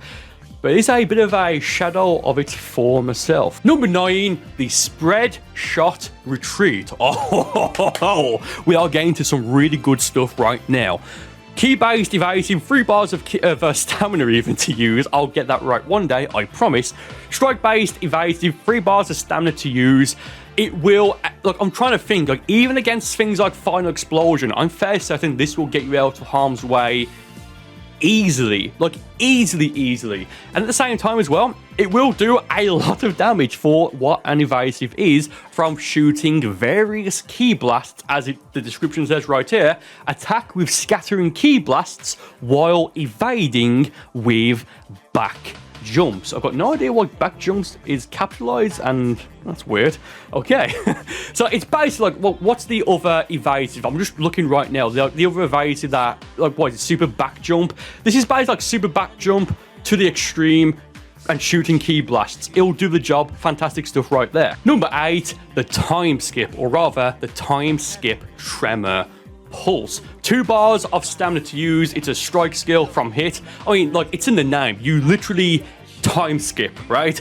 This is basically kind of, for the most part, again, for the most part, it's very similar to hyper movement, again, as we've already gone over on this list, you know, a few entries ago. But I've put this here because, well, it's just probably the most, well, one of the most disrespectful and just like an insanely cool looking evasive skill to actually use, and I think it does significantly more damage if actually, you know, you actually land it than the hyper movement evasive.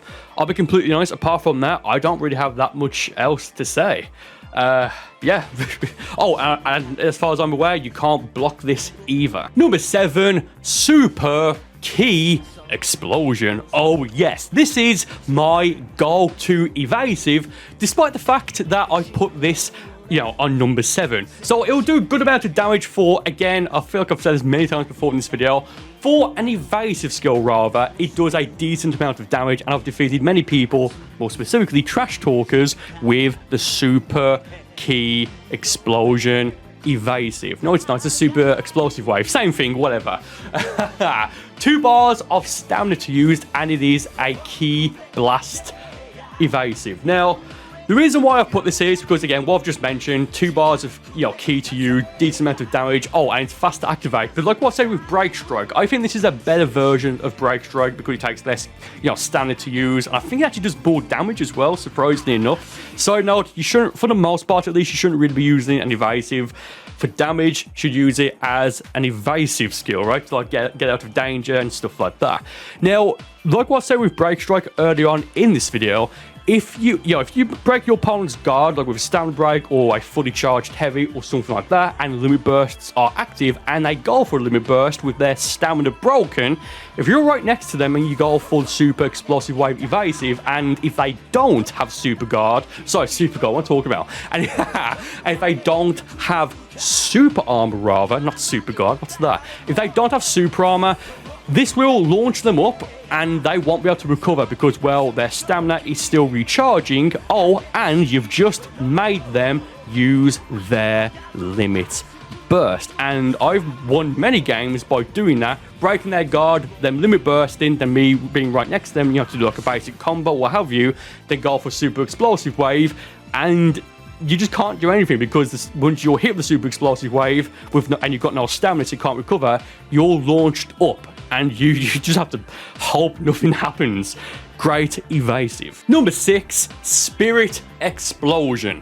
I don't really have too much to say on Spirit Explosion, other than it's just fantastic and that it's pretty much a strike version of the super explosive wave evasive. They both take 2 bars of stamina to use. I almost said key again. They both take, you know, 2 bars of stamina to use, but with this, it launches your opponent, I think, directly backwards rather than up, for example, like what Super Explosive Wave does and what Break Strike does. Again, apart from that, not much to say here. It's a pretty standard evasive. It'll do the job. Good stuff right there. Number 5, Fake Blast. This used to take, I think it used to take 3 bars of stamina, right? But now it only takes 2. This doesn't do any damage, keep in mind, but this is basically a solar flare in an evasive. Now, I think it can vanish when it's being activated, despite the fact that it's an incredibly fast skill to activate. But once you land it, you will temporarily blind your opponent, like what attacks such as Solar Flare do. And if they don't know what if your opponent doesn't know what they're doing, you can easily go for a heavy stamina break despite them even maybe having max stamina and, you know, having, well, enough stamina and time to, you know, use an evasive themselves out of it and stuff like that. Yeah, I don't know why they made this even more powerful. Well, I mean, again, it is classed as an evasive skill, but at the same time, it doesn't really protect you. Now, you do have like invincibility, well, not invincibility, you do have like super armor when you're using it, but given how fast it is, you're gonna have to keep using this over and over and over again to fully protect yourself from certain skills. Number 4, Mach Dash, or is it Mach Dash? Doesn't matter, you know exactly the one I am talking about there, lads. 2 bars of stamina, and when you use it, you'll just like launch out of the way of your opponent at rapid speeds. It's fantastic. And I believe this also temporarily gives you a speed increase. Honestly, apart from that, I don't have too much more to say about this specific evasive. It's classed as a power-up, and as of right now in Xenoverse 2, there's only 2, at least, that you can use on your character, I think. There's only 2 power-up evasives. You've got Final Pose, which is fantastic. No, it's not. And you've got this one right here, Mach Dash, whatever, leave a like. Number 3, Armored Boost. Now, as far as I'm aware, this is the only evasive skill in Xenoverse 2 that will get you out of like the radius of any attack if you're locked onto your opponent, that is.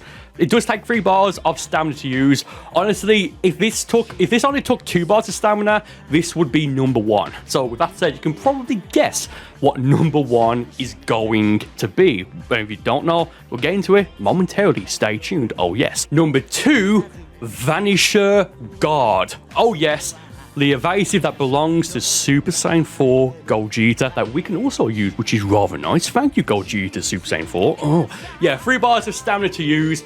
Now, despite the fact that I've just said Armor Boost will protect you from any skill, Vanisher Guard also does, I think, but again, I think the only example here would be if you're hit with a max stamina Final Explosion. You may have to go for this twice. You can prolong this, I believe, just by holding down X and just, you know, the same input and what have you. But I think against a max key, you know, Final Explosion, or max stamina Final Explosion, I said it again, against a max stamina Final Explosion, and if they decide to fully prolong it, I don't think Vanisher Guard will fully protect you, but it's going to like significantly reduce the damage that you would receive from Final Explosion anyway. But again, I'm fairly certain against max stamina Final Explosion specifically, it doesn't fully protect you. And the reason why I've been using Final Explosion as an example a lot in this video so far is because, well, you know, as of right now, it is the strongest key base. Well, I think it's the strongest attack in the game, to be honest. Like, full stop. So, that said, you'd probably want to know how to fully protect yourself from the strongest skill in the game. Again, Armor Boost will do that, but given it doesn't do any damage, and given, well, not even that, but given that it takes 3 bars of stamina to use rather than 2, which some of them in the game do. That rhymes, Scooby-Doo. Oh. I forgot what I was saying. Yeah, Vanisher Guard, it's awesome. It looks cool when you use it, and that's pretty much the reason why I've put it where I've put it on this list. And number 1, Instant Rise. I'm fairly certain there's going to be a lot of people who will disagree with me here, but again, this is a subjective list, and in my opinion, well, it's the same thing. Yeah, Instant Rise, 2 bars of stamina to use, and you can actually slightly control the direction that you rise up in, you know, by, I think it's like moving the left analog stick in the appropriate direction. And I'm fairly certain this will protect you from, or get you out of the, you know, the way of a Final Explosion. And if it does, then it'll protect you from literally any skill in the game as of right now. Will that change when Full Perigeon is added in, presumably Legendary, well, it is Legendary Pack 2, I think, coming out in fall, currently scheduled to come out rather in fall of 2021. We have to wait and see. Maybe, again, I'll revisit this list in the future, the comments edition, and, you know, just stuff like that. But yeah, Instant Rise, I mean, it'll do the job more, you know, yeah. Instant Rise, guys, good evasive. And that is the list. Do you agree or disagree? probably disagree, let's be fair. Do let me know about it though in the comments, and that said, I'll see you next time. Oh well, hello there at everyone, smiley face, and welcome to today's video. Since I believe around mid-2017, I've mentioned on and off that I want to do top 10 Xenoverse 2 videos, and to begin with, I was going to wait until they stopped supporting Xenoverse 2, but given that we know there's going to be at least one more update as of this recording, I thought, you know what, let's just jump into it. So this is going to be my top 10 Kamehameha skills for Dragon Ball Xenoverse 2. Once again, this is my personal opinion, so if you disagree with me, please do leave your own list in the comments. Thank you ever so much. Coming in at number 10, the Divine Kamehameha. As of this recording and upload, the Divine Kamehameha Super Attack is the most recent Kamehameha based skill added into Xenoverse 2. Feel free to count how many times I say Kamehameha in this video. The reason why this ranks so high on this list is because although it's the coolest and most flashiest, and if you land it and defeat your opponent, the most satisfying attack probably in the entire game, unfortunately, it is incredibly situational. I've yet to see or even experience myself using the Divine Kamehameha without having to sort of, I guess, egg my opponent on to actually use it. For example, like waiting for them to go for a beam super or a beam ultimate attack. And then if I do go for it after that, again, it's like it's to be expected from my end, rather than using it as an actual sort of counter. You know, for example, like using Rough Ranger or skills maybe such as Sudden Death Beam. This is the skill Ultra Instinct Almond Goku used to defeat Kefla in Dragon Ball Super, and depending on the time and date, you can get this from the TP Medal store for I think about 200 TP medals. Number 9, Kamehameha. Yes, the original Kamehameha super attack. No gimmicks, no sort of Kaioken powered ability, no sort of Big Bang powered ability or Big Bang powered Kamehameha. Just the original, regular, no strings attached, normal Kamehameha. The reason why this is at number 9 and so high up on this list is because, well, although it is a great skill, yeah, it's a great skill, do not get me wrong. Don't get me wrong there at all. It feels like there's almost an infinite amount of skills, both Kamehameha and other skills in the game, that are just much, much, much better than this attack right here. If you're a Saiyan and you're in a Super Saiyan transformation, this will warp into the instant transmission Kamehameha, and it will do a respectable amount of damage. But as you'll see later on in this video in my list, there's just going to be more skills that are just much better in pretty much, actually no, in every way, shape and form than this version of the Kamehameha.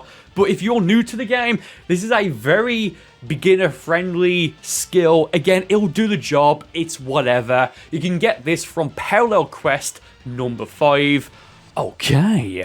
Number 8, the ×4 Kaioken Kamehameha ultimate attack. The first ultimate attack on this list, and before I continue, I do just want to say that this list specifically isn't necessarily the top 10 objectively best or the top 10 most damaging Kamehameha skills. That will take somewhat of a, I guess, like a factor in it, but it's also that, but more so my personal opinions, go-tos, and my personal list. So that said, if you guys do want to see a top 10 strongest insert theme here video, do let me know. Okay, thank you ever so much. But the reason why this is the highest ranking ultimate attack on this list is because, well, as I've mentioned this is a bit of a gimmick attack. For 3 bars of ki, well, yeah, it only takes 3 bars of ki to use, and for an additional bar of ki, so a total of 4 bars of ki, you can burst it, but the damage, in my opinion, for the most part right now, because I think that this skill has been nerfed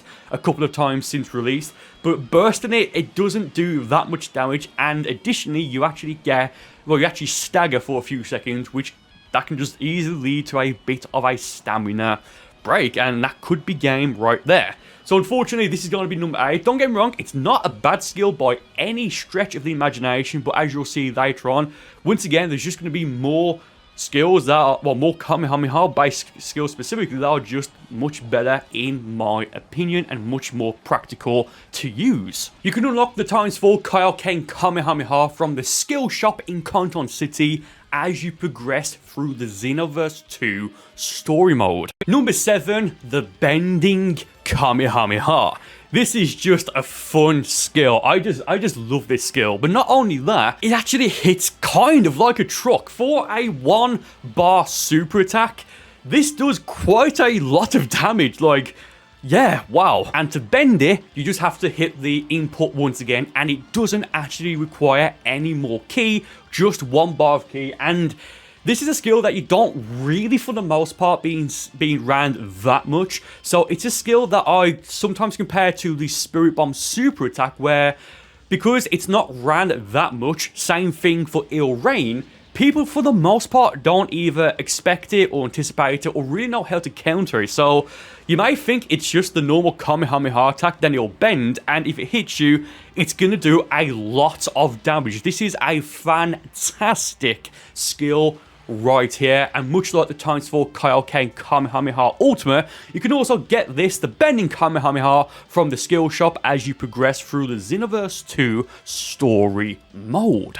Number 6, the Kaioken Kamehameha, the super variant rather than the ×4 Kaioken Kamehameha Ultimate. We are now getting into some of the really, really good Kamehameha based skills. 2 bars of stamina for an incredibly powerful skill. This is it's very fast to activate. If you go for a knockback on your opponent and then go for the Kaioken Kamehameha, they will either have to endure it, which it's not gonna tickle, let's just say that, or go for an evasive to protect themselves, and in some cases that could actually be 3 bars of stamina now gone. This is a fantastic skill. There's not really much more to say. Apart from that, you can't charge it up, you can't bend it, nothing like that. Just a Kaioken powered skill. You could say it's a bit of a gimmick, but it's a fantastic gimmick for this skill specifically, and you get this from Parallel Quest 14. Number 5, the Super Kamehameha. Again, there's not really that much to say about this skill specifically. It's the original ultimate attack version of the Kamehameha in Dragon Ball Xenoverse. 3 bars of ki to use, fast to activate. It's a very beginner-friendly skill, and even this is even something that's used in, I guess, late game, if that makes sense. This is a fantastic skill. Simple, but just an absolutely great skill. You can get this from Goku's mentor mission, and there is actually another variant of this which is used by Super Saiyan Blue Gogeta, where you can actually absorb it and get a bit of a bonus, a temporary bonus. As of right now, this is only exclusive to Super Saiyan Blue Gogeta, but the regular Super Kamehameha can be used by your avatar, your CAC, naturally. Yeah, a fantastic skill. Again, there's no real gimmicks to that. It's just a supercharged version of the classic Kamehameha. A very great skill, and I think having this skill right in the middle of this list, I think that's a very fair skill to have, and you can actually make it a one-hit KO build if you run the right build, right super soul and stuff like that. A great skill. You cannot go wrong with the Super Kamehameha. At number 4, we have the ×10 Kamehameha. Now, while doing research for this video and making notes and stuff like that, I was almost certain, actually no, I was certain that the way you unlock this is from either the TP Metal Store or through the skill shop, as we've seen previously in this video. But no, you get this from Goku's 3rd mentor mission, which is I must have forgotten about that. Yeah, so you get this from the 3rd mentor mission from Goku, so just continue through the story mode until you get access to him. And this is a very easy skill to unlock, and it's an amazing attack. Not quite as good as the next one, which we'll get into in a moment, but for 2 bars of ki, and if you're in any Super Saiyan transformation, so Super Saiyan 1 to 3 to Blue Evolution, or just Super Saiyan Blue, you can, if you fully charge this, you can warp it to make it an instant ×10 Kamehameha, an instant transmission ×10 Kamehameha. Fantastic skill. Bit of a downfall for this is that despite how powerful it is, unfortunately the flaw in it is the range in it and kind of how long it takes to charge up. And if you're going to warp it using instant transmission by fully charging it in a Super Saiyan transformation, it's not got that much of a, I guess, a spread, which we'll talk about a little bit more in the next skill on this list. But regardless, this is a fantastic skill. Maybe don't use it to warp it just because of how long the setup is, unless you go for maybe a heavy stamina break first or something like that. But with that said, this is a great skill. If you know how to properly use it, then it's something that will really help you online, PvP, or even PvE. Great skill, few downsides, but it does kind of make up with it for the most part in the damage it can do. Coming in at number 3, we have the Big Bang Kamehameha Super Attack variant. It was a very close choice between what attack I put at number 4 and number 3, between the ×10 Kamehameha and the Big Bang Kamehameha. But the reason why I put the latter over the ×10 is because, in my opinion, I just think it's a better skill in maybe all but one aspect. It only takes 1 bar of ki to use rather than 2. I think it's a little bit faster, or it's not too much slower to fully charge if you're in a Super Saiyan transformation to make it the instant transmission or the warp Big Bang Kamehameha. And when you do warp it, it has a much wider spread as opposed to the ×10 or any other sort of beam attack, for example, the fully charged warp Gaddy gun. And for the most part, if your opponent does decide to try and dash away, it's still got enough range to actually go and hit it. But if they move towards the side, there's a very good chance that it will probably still hit them again if you fully charge it and warp it in a Super Saiyan transformation. This was a go-to skill and still is a go-to skill for grinding through parallel quests and expert missions. It's just a very, saying it's a fantastic attack is kind of a bit of an understatement, and at least for this list, this is, in my opinion, the best Kamehameha-based super attack in Dragon Ball Xenoverse 2. That may be because of the Big Bang attack aspect to it, but regardless, you can get this from the TP medal store for, I think, 20 TP medals. It's not that much. It's a fantastic attack, and it's something that I would honestly recommend to, well, pretty much everyone. Number 2, the final Kamehameha. My personal favourite Kamehameha skill in Xenoverse 2, but I wouldn't necessarily say it's the best. It's a wonderful attack. That's the best way that I can describe it. It's just absolutely wonderful. The final Kamehameha is a fusion between Final Flash and the Super Kamehameha. Available fairly cheap from the TP Metal store and from Parallel Quest 91, the final Kamehameha is a 5-bar key-based ultimate attack with a pretty fast startup time. And yeah, this is an attack that, unfortunately, for the most part, I don't really see this being used, again from my perspective, all that much on Cax, on Vegito and Custom Vegito, sure.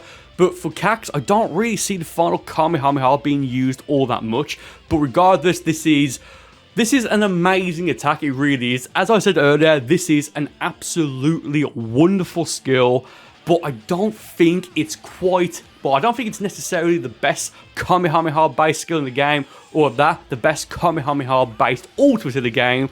What is that? Well, and coming in at number 1, the ×100 Big Bang Kamehameha. Much like the final Kamehameha, you can get this from the TP Metal store for, well, fairly cheap compared to other things, as well as from my Parallel Quest 100, which as of right now is the final PQ in the game, excluding paid DLC parallel quests. This is also a fusion attack from the Big Bang Kamehameha and the Super Kamehameha, or even just a normal Kamehameha, but this is an incredible attack. It's technically not 100 times stronger than the Big Bang Kamehameha Super, but against full power Super Saiyan Broly with a fighting pose on a Saiyan with Super Saiyan Blue Evolution and low health, so you get a Zenkai boost, this can more than easily, Limit Burst as well, more than easily one-shot full power Super Saiyan Broly from Dragon Ball Super Broly, and it will do at least, at level 99 with my build, it will do at least 30,000 damage. Why 30,000 damage? That's just because I had health not on unlimited, just to see if he actually would one-shot a level 99 full power Super Saiyan Broly. This skill, the reason I put this in number 1 is because you can actually lock off and rotate it, and it will do more damage than doing it locked on. But also, if your opponent isn't really, I guess, switched on, they won't actually know what's going on because they won't get the heads-up display. Granted, they still have a decent amount of time to break your guard, but if they don't realize what's going on, they either have to endure it when you spin it or go for an evasive, which again could take up to 3 bars of stamina.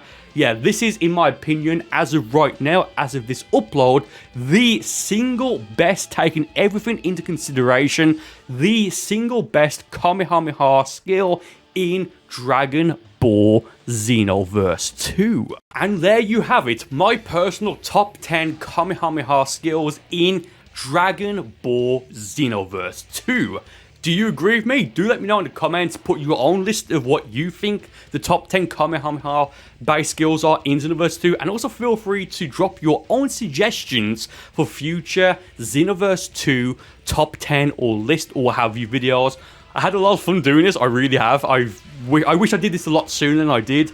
But with that said, thank you guys for watching. I do hope you enjoyed the video. Leave a like. And with that said, I will see you next time. Top 10 strongest strike super attacks updated for Dragon Ball Xenoverse 2 DLC 16 Hero of Justice Pack 2. Hello everyone, welcome to the video. All these attacks will be used on a level 99 Male Saiyan avatar with no QQ Bang, no Super Soul, no Limit Burst, just standard across the board with a neutral QQ Bang actually. So you can make all of these skills significantly stronger if you use the proper build, as in the proper Awoken skill, Super Soul, Limit Burst, QQ Bang, etc.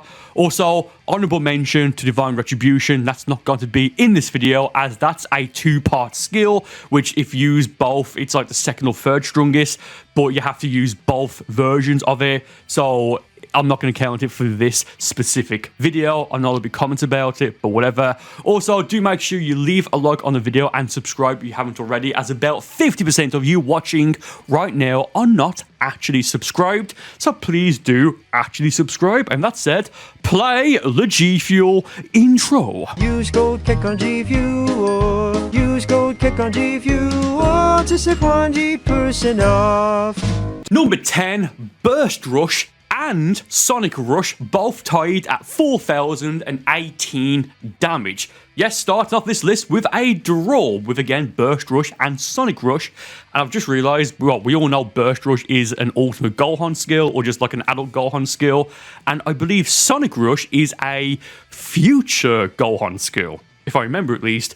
So yeah, that's a bit, I wouldn't say fitting, but it's a bit of a coincidence how both Gohan skills from different versions of Gohan both do the exact same amount of damage, and they have very similar names, Burst and Sonic, both 5 letters, then of course Rush. Anyway, Burst Rush as of right now, even including key super attacks, is technically the strongest counter skill. Now later on we will have the time skip backbreaker. Spoilers, I mean, not really, it's a great skill, but that's more so a back hit rather than a counter skill. So in terms of just super attacks, not ultimates, but in terms of just supers, Burst Rush is, again, as of right now, the strongest counter super attack for custom characters available in Dragon Ball Xenoverse 2.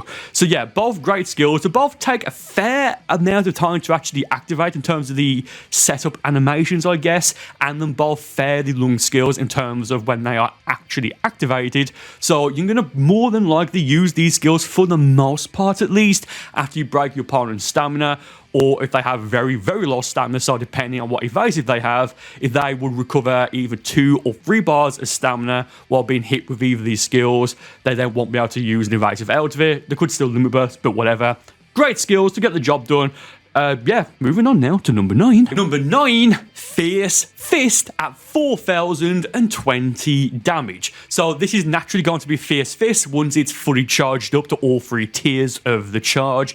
And side note, once you've charged up, you can use the block button to then store it and then fire it off later on. Do let me know in the comments if there is a time limit to how long it can be stored for before I guess it like dissolves, because I don't know and I've not actually tested it.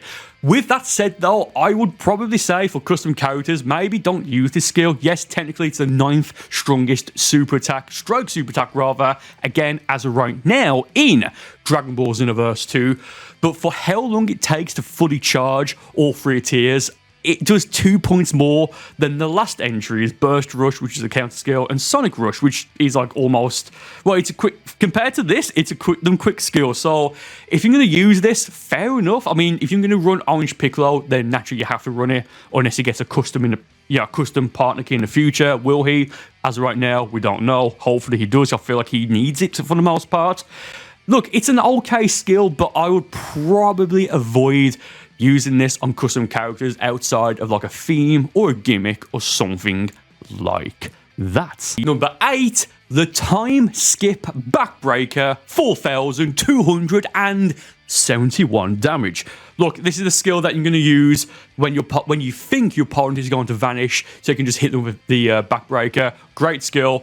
I think, at least since it was added, I think they've increased or rather decreased the range of it, I think, or something like that. Like, it has been nerfed at least since it was added to Xenoverse 2 in, I want to say, the first DLC update when Pure Progress hit, or rather Awoken hit, was added to Dragon Ball Xenoverse 2. Yeah, I mean, this is actually the more I'm thinking about it. I might actually run this instead of maybe Rough Ranger, or maybe not instead of Solar Flare, I don't know. But with that said, I think this is a rather great skill. And again, you can see the damage that it's doing here while I'm in the Beast Awoken. With the proper build, it will do significantly more damage, especially with an attack increase limit burst, maybe even on top of Super Saiyan Blue Evolution, and of course with a good 6-star QQ Bang. But with that said, if you are fighting somebody online and they are using this, let's say generously, you will pretty much know that for the most part, whenever you vanish behind your opponent, they're going to more than likely use this, so you will have plenty of time to step out the way or what have you. So it's a great skill, but if it's something that is used too much and, well, spammed, to be honest, it is something that is pretty easy to work around. But if you can land it, great skill. Number 7, Hyper Tornado, 4,355 damage. And side note, the last DLC skill on this list, even though there's only 2 so far. And again, Divine Retribution. Side note, you can use Divine Retribution one of 2 ways, or technically 3 ways, either like the Key Blast, the Key Sword, or both in one.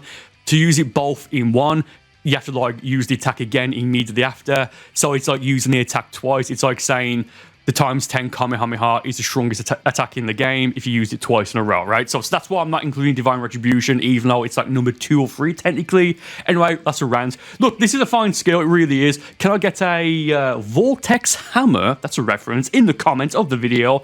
If you know, you know. I don't want to have too much to say about this. It's more so a flashy skill for the most part, rather than something that's more efficient like the last skill, and more skills coming up in a moment in this video. It does take a long time to actually land on the opponent, so they may have enough time to limit burst out of it, or limit burst to protect themselves with iframes, a few seconds, for a second or so, or receive enough damage to then be able to use an evasive out of it.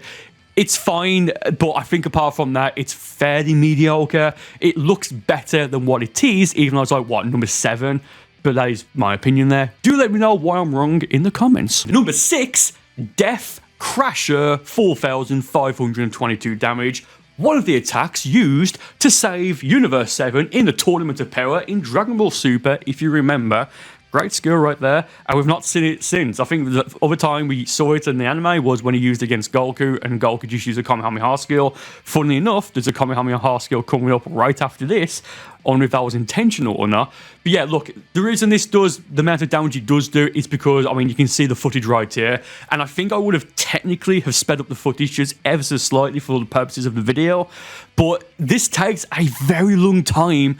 With all things considered, this takes a very long time to fully charge up, and I don't know if it's worth it. Yes, it'll do a decent amount of damage if it lands, but again, with this skill, I absolutely would recommend, if you insist on using this, either have Super Saiyan Blue Evolution or the Beast Awoken if you're not a Saiyan character, maybe Limit Burst with the attack increase Limit Burst, then maybe a heavy stamina break on the opponent, then use this. Only use this fully charged. If you're going to use this even 90%, it's not worth it in my opinion, only because of how long this specific attack takes to fully charge up. Number 5, the Kamehameha boost at 4,773 damage. So like I said, the previous entry was Death Crasher, or what it's called. Check, actually, what is it called?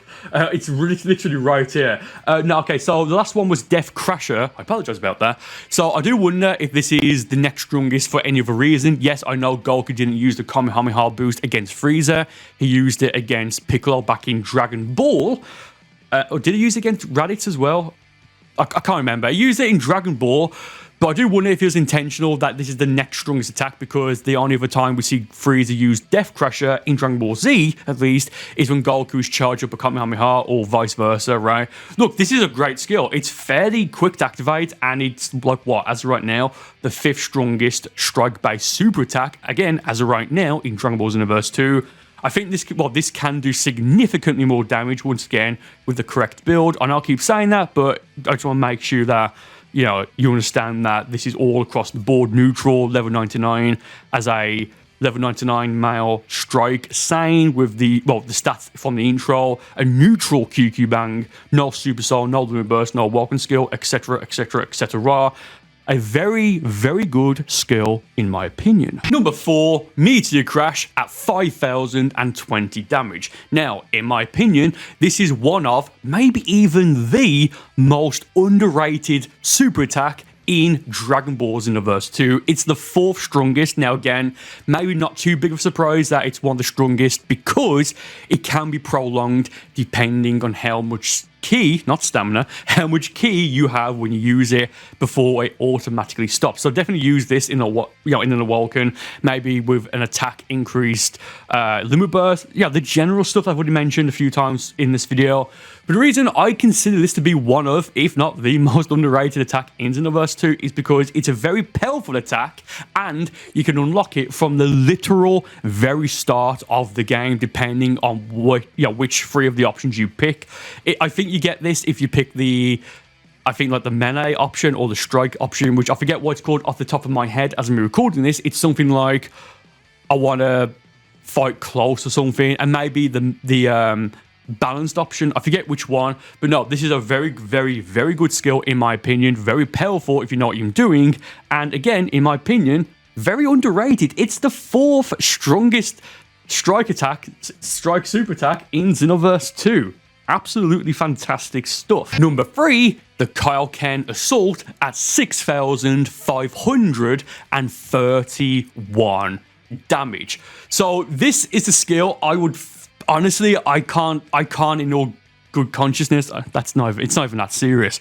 I would probably 9 times out of 10 avoid using this. Yes, it's the 3rd strongest in the game as of right now, the 3rd strongest strike super, but I forget off the top of my head, I do apologize, if it requires additional ki to prolong. I think it does, but if you do prolong it, it's going to drain your health.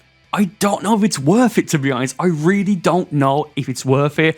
Now, yes, there are supercells that can nullify or reduce the health drain, but then you're theming your build and your setup on this specific skill. Do let me know in the comments what you think about this skill, because it's one that you never see being ran unless it's like on a character that has the skill, like on certain presets of Goku. Number 2, your dynamite kick, yes, really, at 6,647 damage. Look, this is, I don't know.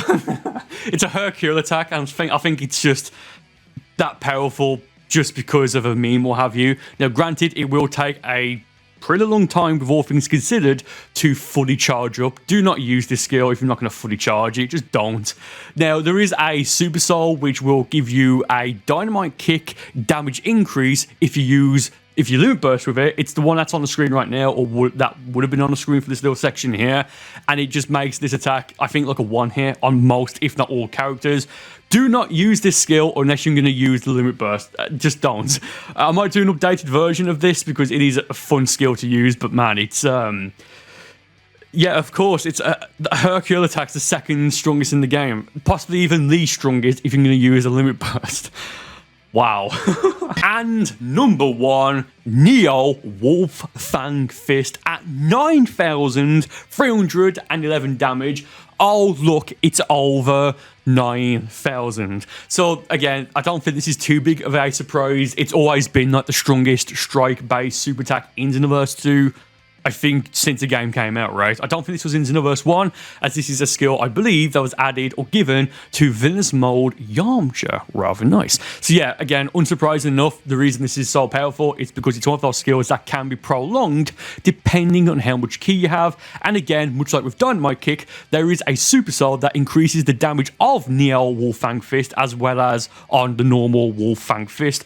Look, if you probably have both of these, don't run Wolf Fang Fist, run the Neo version, the Neo Wolf Fang Fist, and with this limit burst as well, and the Super Soul and all that, it's going to do a ridiculous amount of damage, but just normally using it until it automatically stops you, it will do 9,311 damage, and significantly more with a limit burst, Super Soul, Awoken, etc. Yeah, the strongest strike super in Xenoverse 2 right now, it's from Yamcha. Leave a like on the video for Yamcha. Top 10 most overrated ultimate attacks, in my opinion, in Dragon Ball Xenoverse 2. Hello everyone, and thank you ever so much for clicking on this video. But before we do actually jump into this video properly, do me a favor, about 50% of you guys watching this are not subscribed, so please do go and subscribe, please and thank you. I know every YouTuber says this, but it does actually help the channel out more than you possibly imagine, hence why we all say it. And, you know, it's free to do. You can always unsubscribe later on, and it only takes a second to actually subscribe. With that said, thank you ever so much, and let's start this. Number 10, Final Kamehameha. I'm starting off this list with, funnily enough, one of my favorite skills in the entirety of the Dragon Ball franchise, the Final Kamehameha, the fusion attack of Vegeta that fuses Final Flash and the Super Kamehameha together to create just an incredibly awesome looking skill. But with that said, this was added in Xenoverse 2 at the very start, or rather in the base game. So coming straight off of Xenoverse 1, the original Dragon Ball Xenoverse game, this was available almost instantly, right? So with that said, I remember everyone, myself included, ran this because of just what it was. It was actually even in a trailer at the very end of the trailer, you know, when Xenoverse 2 was being promoted and all that good stuff. But you kind of see this being ran online on custom characters, cacks, what you want to call them, kind of randomly, even if they are not a key-based character, because, well, it's Final Kamehameha. It's a cool looking attack, and that's why I think it's overrated, because everyone uses it, even if they don't necessarily have the correct build. With that said though, do keep in mind that this can easily, with the correct build, Super Soul, Limit Burst, QQ Bang, Awoken skill, all that good stuff, this is easily a one-hit KO attack. Number 9, the ×4 Kaioken Kamehameha. There are so many better ultimate attacks in the game than this. For this one, I think, I consider this to be a little bit overrated just because, well, you can get this fairly early on in the game, but for this to do any sort of significant damage on your opponent, you're going to have to use, is it 1 or 2 additional bars of ki to burst it into the ×4 part? If it's 1 or 2 bars of ki and you know, please do remind us in the comments, and leave a comment anyway, for the algorithm. So again, I feel like this is only used when people want to, I wouldn't necessarily say show off, but when they want to feel like they are part of the show, which that's fair enough, but you can use this to kind of make Super Saiyan Blue Kaioken, Super Saiyan Blue Evolution Kaioken, potential unlock Kaioken, just anything that can be combined with an Awoken skill, excluding Turn Giant and Purification, and soon, I'll probably do a video using this, Super Saiyan God Kaioken. Oh, and if you do prolong it and it doesn't defeat your opponent, you're probably going to be in a bit of trouble because of the recovery animation. That's going to set you up for a very easy, heavy stamina break. Number 8, Emperor's Death Beam. Okay, now I wasn't entirely sure if I wanted to include this specific skill on this list. Is it overrated? Maybe. I mean, that's why it's so high up on this list. But you have to keep one thing in mind. As of Legendary Pack 1, and if you use the strongest possible build for this skill, Emperor's Death Beam, is, again, as of Legendary Pack 1, this is the second strongest key-based ultimate in the entire game. Only second to Final Explosion, which is just insanely... okay. So because of that, I can't really blame people, a lot of people, myself included, using this skill. It is, I believe, at least fairly easy and quick to unlock. Again, if I remember, I believe you can get this, at least one way to get this. Again, I think you can get this fairly early on from the TP Medal store. With max key and even like a slightly decent key-based build. If this lands fully on your opponent, it might just win you the battle. So again, because of that, is it overrated? Yes, maybe, just because of the sheer amount of people who actually run this. But again, I can't blame them in the slightest. Number 7, Brave Sword Attack. Now, this is one of, maybe even the most cinematic looking ultimate attack in Xenoverse 2, but I do think that may change for DBS Super or Dragon Ball Super, Gogeta's, what is it? Resonance Explosion or Meteor Explosion being added in Legendary Pack 2. But as of right now, Legendary Pack 1, this is one of, again, possibly even the most cinematic looking skills in the game. You've got a nice camera angle, it goes right to your opponent and you slice them right in the middle, it forces them to block. There's a nice camera angle just before the sword impact. But I think that's the reason people use it. It's not a bad attack by any stretch of the imagination at all. But I just think people use it because it's kind of disrespectful, and that's fine. But there's just many other better, in my opinion at least, better and faster strike-based ultimates in the game. For example, Spirit Sword possibly, as well as Justice Combination. Number 6, God Punisher. This skill feels like it goes on forever, much like the Doria launcher. And if you guys want to go and count how many key blasts are fired in both and or just one of either God Punisher and or, again, the Doria launcher Ultima, feel free to count and let us know. Again, do let us know in the comments of this video. And don't forget to subscribe and leave a like. Thank you ever so much. Now, this skill was used by Super Saiyan Blue Gogeta against Full Power Super Saiyan Broly from the Dragon Ball Super Broly movie. It's not a bad skill, don't get me wrong, but I don't really see this being used anymore. Maybe a year or so after DLC 8, the update that added this skill. About a year or so after that update, this skill kind of like really dropped off because, yes, it looks really, really cool, don't get me wrong, but no one, for the most part, no one tends to use it. Even when you pick, what is it, preset 1 of Super Saiyan Blue Gogeta, you've got the Kamehameha, the Super Kamehameha, which can be absorbed. It's faster, it takes less ki, and again, absorbing it gives you a fairly decent damage increase. Granted, a temporary one. I feel like this is only used really if you know you can defeat your opponent with it, because of how long the attack is, you probably will be able to get a stamina reset done, or all your stamina before the final attack hits, so you can go for an evasive or what have you. It's a fun skill, it looks cool, but it's overrated in my opinion just because of how kind of lackluster it is for the most part in terms of damage. Number 5, Soul Punisher. Oh, Gogeta, I do sincerely apologize. Yes, we've just had God Punisher, and now it's the original Ultima for Gogeta, Super Gogeta, that being Soul Punisher. Also, kind of, if you include the combo, the Stardust Breaker. Now, it's a very powerful skill, don't get me wrong. I forget how strong this is, but I think it may be in the top 5 strongest key ultimates in the game, especially with a Limit Burst, Super Soul, Super Temple Evolution, etc.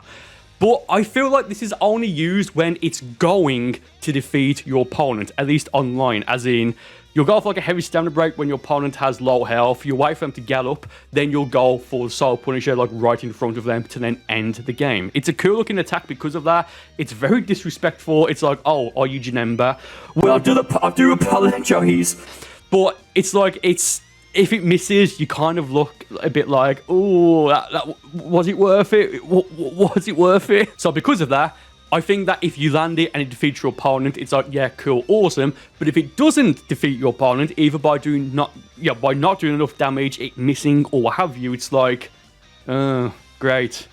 How overrated. Number 4, Destructive Fission, also known as the Hakai. Now, at least in my opinion, this suffers from the same thing that the previous 2 entries, Soul Punisher and God Punisher, suffers from, as in, you're probably just going to use this when you know for a fact that this is going to defeat your opponent. Now, yes, it does go through, I believe, every skill, every key-based skill in the game as a Legendary Pack 1, or rather, as of this upload, with I think the only exception being the Divine Kamehameha super attack, but that may change in Legendary Pack 2 or onwards. We'll have to wait and see. If you use it, you're going to probably just want to use it to defeat your opponent and to try and defeat them in style. If you do use it and you mark halfway across the stage, it will slowly, and I can't stress that enough, it will slowly, and for a pretty long time as well, track whoever you are locked onto. But it will just explode if it doesn't connect to anything within a certain amount of time. I think it's maybe 20 or 25 seconds. I can't remember off the top of my head. Possibly even 30 seconds. Again, can't remember as of right now off the top of my head. But because of that, and because it does go through every skill, you're probably just going to use this when you know it's going to defeat your opponent. Again, as in, if they, you go for a stamina break and they can't go for a limit burst or use an evasive to protect themselves or anything like that. It's a fun skill. It's one of my favorite skills as well in Xenoverse 2 as of this upload. But it's kind of situational in the sense of, yeah, you're going to use it when you know it's going to defeat your opponent. And if it doesn't defeat them, it's just, great. Where's Super Kamehameha? That's better. Number 3, Dragon Fist. You launch a dragon made of ki, even though it's a strike-based ultimate. You launch a dragon from your hand. Do I need to say anything more than that? Number 2, Godly Display. Be completely honest, this wasn't a surprise. Do you want the power of Ultra Instinct to try and defeat your opponent by literally throwing a neutron star at them? How over the top can you get? Then this is the perfect skill for you. Do you want to finalize lyric guards? Then this is the perfect skill for you. Does a decent amount of damage. It actually is one of the strongest, again, one of the strongest strike-based ultimates in the game as of right now. If you can land it, it'll do the job, but given how long it takes, and if you guys watch my trash talk videos, the amount of times that I fail using Godly Display, either by them getting their stamina recharge to then go for an evasive or limit burst or what have you, or it just missing because of the initial, hits just dropping because of lag or just like what have you. Taking all that into consideration, it's a cool attack if you can properly and thoroughly land it. But if you don't, it's like, oh, well, dude, you just used the power of Ultra Instinct to try to throw a neutron star at me. You failed at it. Now what? And number 1, the Time Skip Molotov. This isn't even in the top 10 strongest strike-based ultimates in the game, at least not if you use a strike-based Sane that's specialized in, strike skills, a level 99 strike-based Sane. Now, granted, if you use the correct Super Soul and Limit Burst and just like the proper setup and all that for the skill, it will more than likely one-shot your opponent. Here's the issue though. Well, it's not really an issue, but for this to properly land, again, for the most part, not exclusively, but for the most part, for this specific skill to land, your opponent needs to stand pretty much still, as in, you hit them with a heavy stamina break and for them not to limit burst or what have you. You can use it in other situations, but for the most part, like a sort of, I guess, safe bet, that's how you're going to probably want to use this specific skill. And you only see this for the most part being ran by, there's no other way to put it, by male earthlings in ranked that play 24/7. I'm sorry if that offends anyone, but that's all you see it because it's like, oh yeah, I'm going to click square triangle repeatedly over and over and over and over and over again. And then when you've got no stamina left because they go for infinite, heavy stamina break, they'll go to the floor, troll spin or what have you, then they'll hit you with the Molotov, the time skip Molotov. Yeah, it's a good attack. It's not the best. It's certainly not the worst, but it's probably, well not probably, in my opinion, as of right now, this is the most overrated attack in Dragon Ball Xenoverse 2. And those were the top 10 most overrated ultimate attacks, in my opinion, in Dragon Ball Xenoverse 2. Do you agree or disagree with me? Do let me know in the comments, and I'll see you next time. Top 15 best Super Souls in Dragon Ball Xenoverse 2 for key-based builds. Oh, well, hello there, everyone. Thank you ever so much for clicking on this video. Before we get into this list, very quickly in a few seconds, do me a favor. If you haven't subscribed yet, look at the graph on the screen right now. Please do go and just check to see if you are subscribed or if you still are. If not, please do. And go and leave a like on the video. Thank you ever so much. And that said, here is number 15 on this list. Starting off this list at number 15, we have the I Shall Show You My Great Godly Might Super Soul. This is from a Parallel Quest in, I believe, DLC 4, DB Super Pack 4, belonging to Merged or Fused Zamasu. The reason why this is on the list so high, well, at the very top, is because this, once you start the battle, if you have a Super Soul equipped, limitations off, so you can actually use Super Souls and stuff like that, for the first, I forget if it's 10 or 15 seconds, but for the first 15 seconds of each fight, you can use as many super attacks and ultimate attacks, regardless of how much ki you have, even if you have no ki at all. But then once it's gone, it's gone. It's a one-time thing per battle. So if you've got things like Emperor's Death Beam, Revenge Death Ball, or something like that, you can maybe go right off the bat and use it to try and get a bit of cheeky damage, but it's a bit of, it is honestly a bit tongue-in-cheek for this specific Super Soul. Next up, number 14, we have This Is Super Vegito. Oh yes, we do.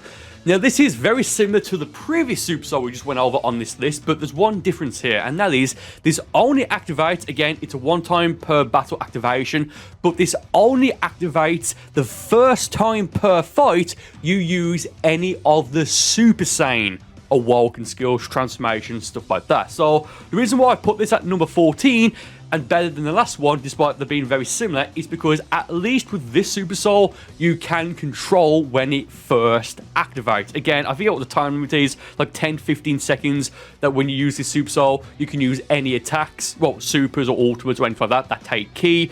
Doesn't matter what you use, you can use these, well, you can use any of them, regardless, or even if you have no ki at all. So just keep in mind, one time per battle. And I believe the limit burst on this Super Soul, even though it's a strike skill, this limit burst on this Super Soul is a damage increase for Spirit Soul. So again, do keep that in mind there, lads. Doldon Ray. Doldon Ray for the next Super Soul on this list. Now, again, the reason why this Super Soul is so high up on this list is because really you need to be, well, not need to, you actually absolutely have to use Doldon Ray for this to even work. Now, Doldon Ray is a ki-based skill, and it takes no ki to actually use, so you can use it with 0 bars of ki or what have you. But with this Super Soul equipped, again, limitations off, so it actually does take effect.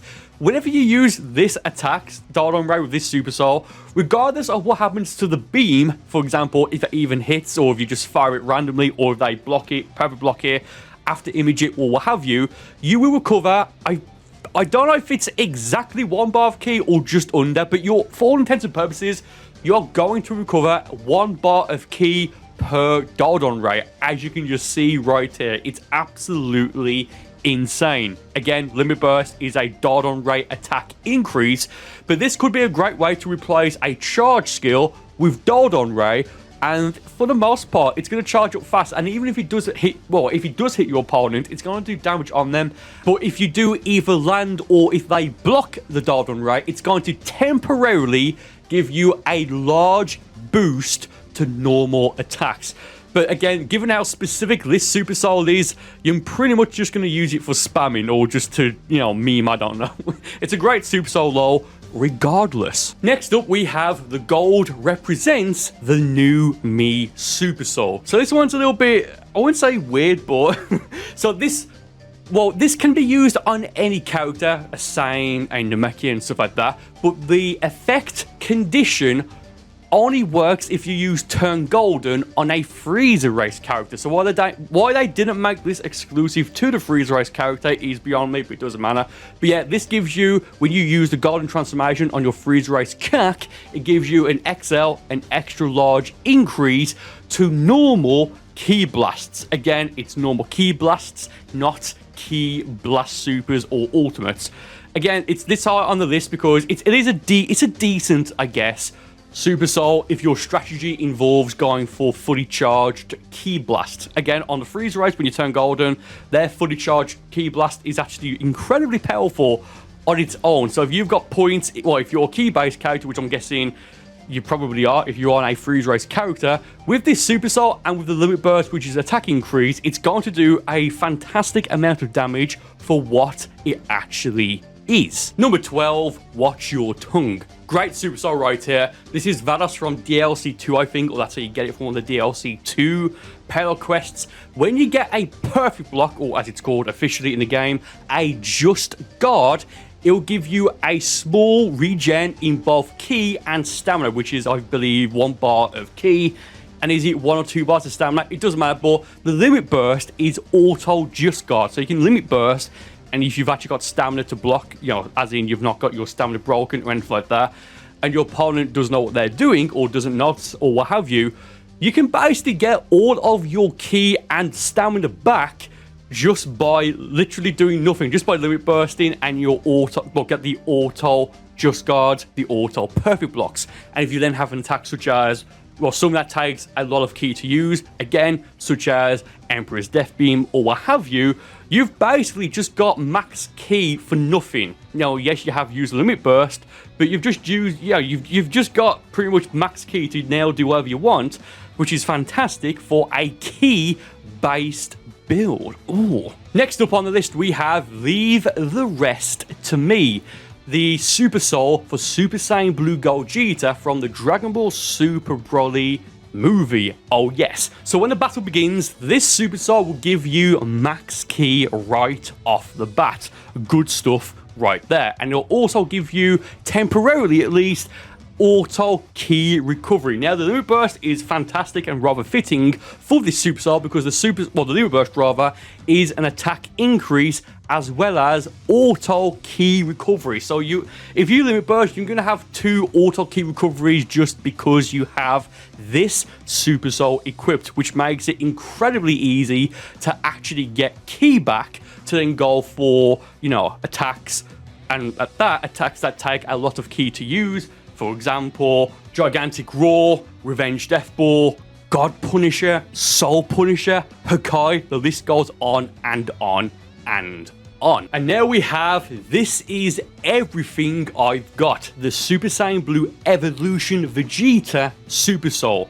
This only activates once per battle, and that's when you go for Super Saiyan Blue Evolution for the first time again per battle. It's a fairly simple one, but I believe as of right now, it's the only Super Soul that specifically kicks in once you use Super Saiyan Blue Evolution. Yes, I know we've got Super Souls like, what is it? This is Super Vegeta when you use Super Saiyan in general. But this is the only one, as far as right now, that activates specifically when you go for Super Saiyan Blue Evolution on your Saiyan character. This will give you, well, the only thing that happens is that it gives you auto key recovery. Limit Burst is also auto key recovery and attack increase. But the thing is, as of right now at least, Super Saiyan Blue Evolution is the strongest awoken skill in the game. Will that change in the future? Maybe Legendary Pack 2 or beyond will add Ultra Instinct or what have you.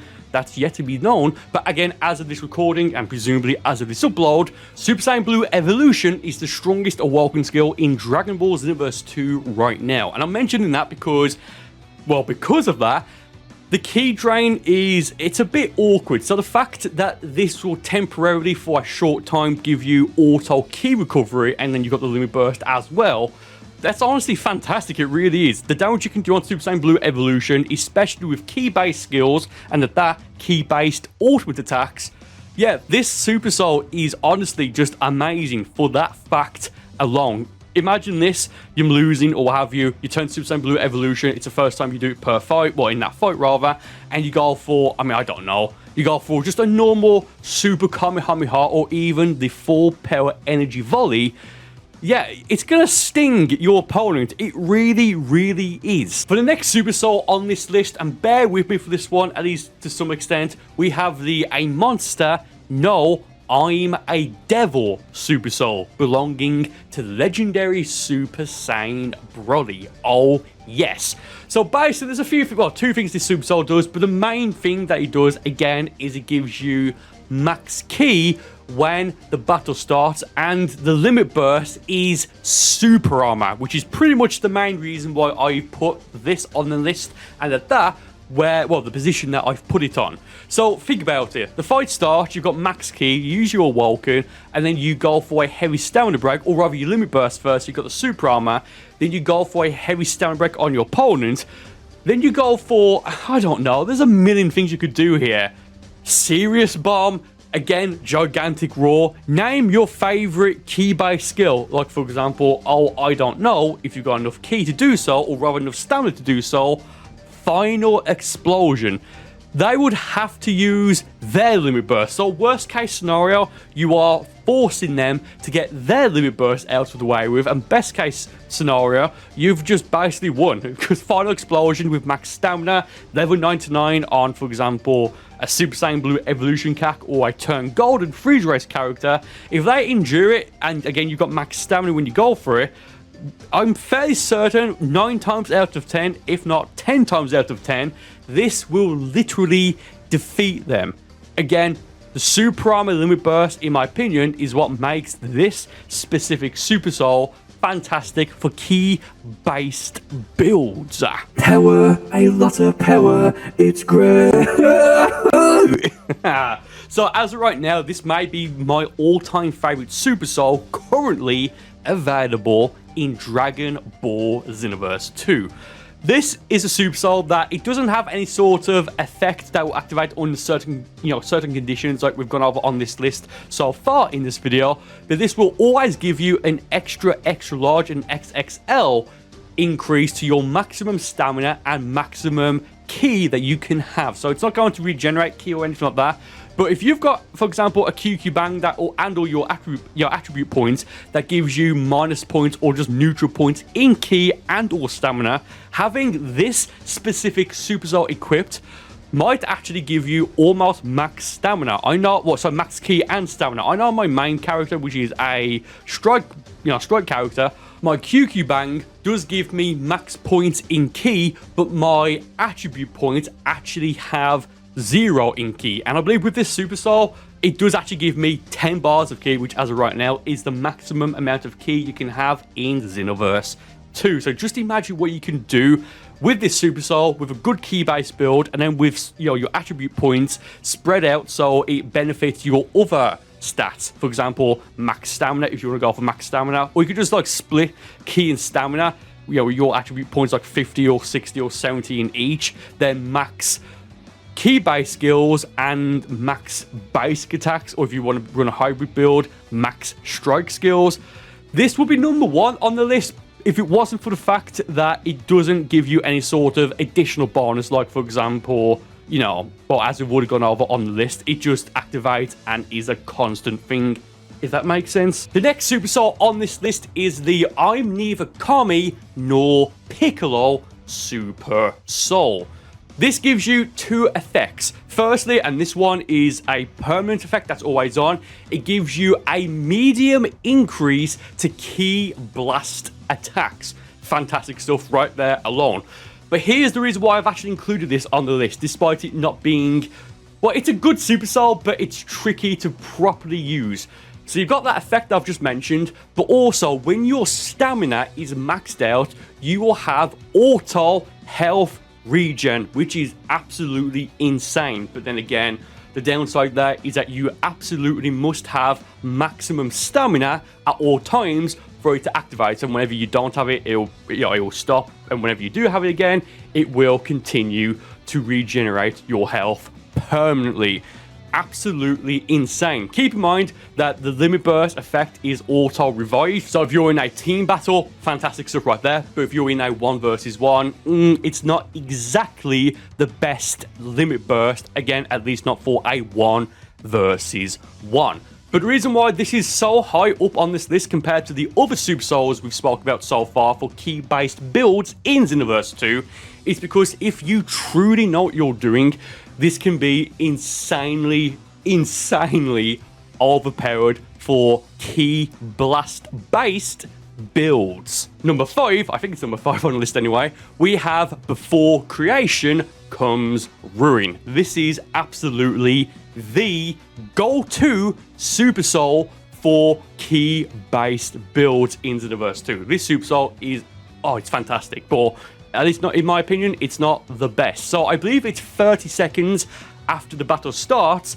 this Super Soul will activate and it'll give you an XL, an extra large increase to damage from your Ki Blast base skills. There is a strike equivalent of this, but I believe that's a DLC one from Champa, however you pronounce his name, who cares? But no, this Super Soul right here is a fantastic Super Soul for Ki base builds. Again, 30 seconds. Well, the only, I guess, downside is that it does take 30 seconds to activate rather than 10, 15, or even instantly after the battle begins. And keep in mind as well, the limit burst effect is also attack increase, and because of that, it's also Ki auto recovery.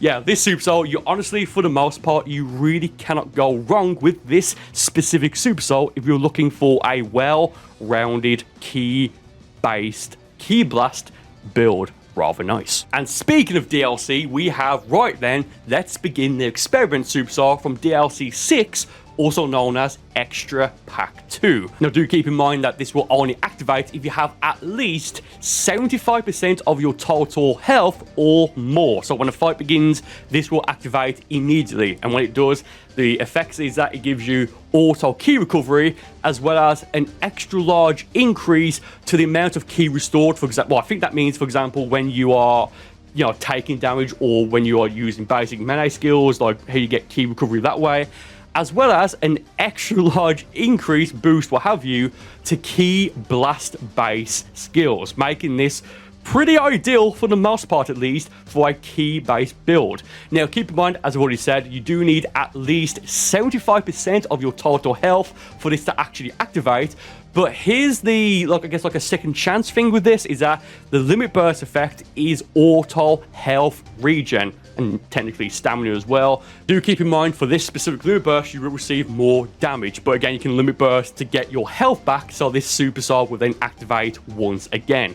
Good Super Soul, if again, much like what we spoke about already, the Kamehameha Super Soul, it's a fantastic Super Soul if you really plan ahead and you have a proper strategy. At least that's just what I think for this specific Super Soul. We are now getting into some seriously powerful Super Souls now. With the next one, now then, it's time to dole out some vengeance. This Super Soul belongs to Golden Frieza, and you can get it through the TP Mail store depending on what rotation is there. If it's not there, just keep checking. But this only works when you use Emperor's Death Beam. Emperor's Death Beam is an insanely powerful skill in general, right? Like, it's just insane. I might put it on Kingsman Jones, maybe. Let me know what you think of that. Yeah, so this only activates when you use Emperor's Death Beam, and when you do use it, it activates auto key recovery. Now, that alone wouldn't be a big deal, but you have to keep in mind what Emperor's Death Beam actually is.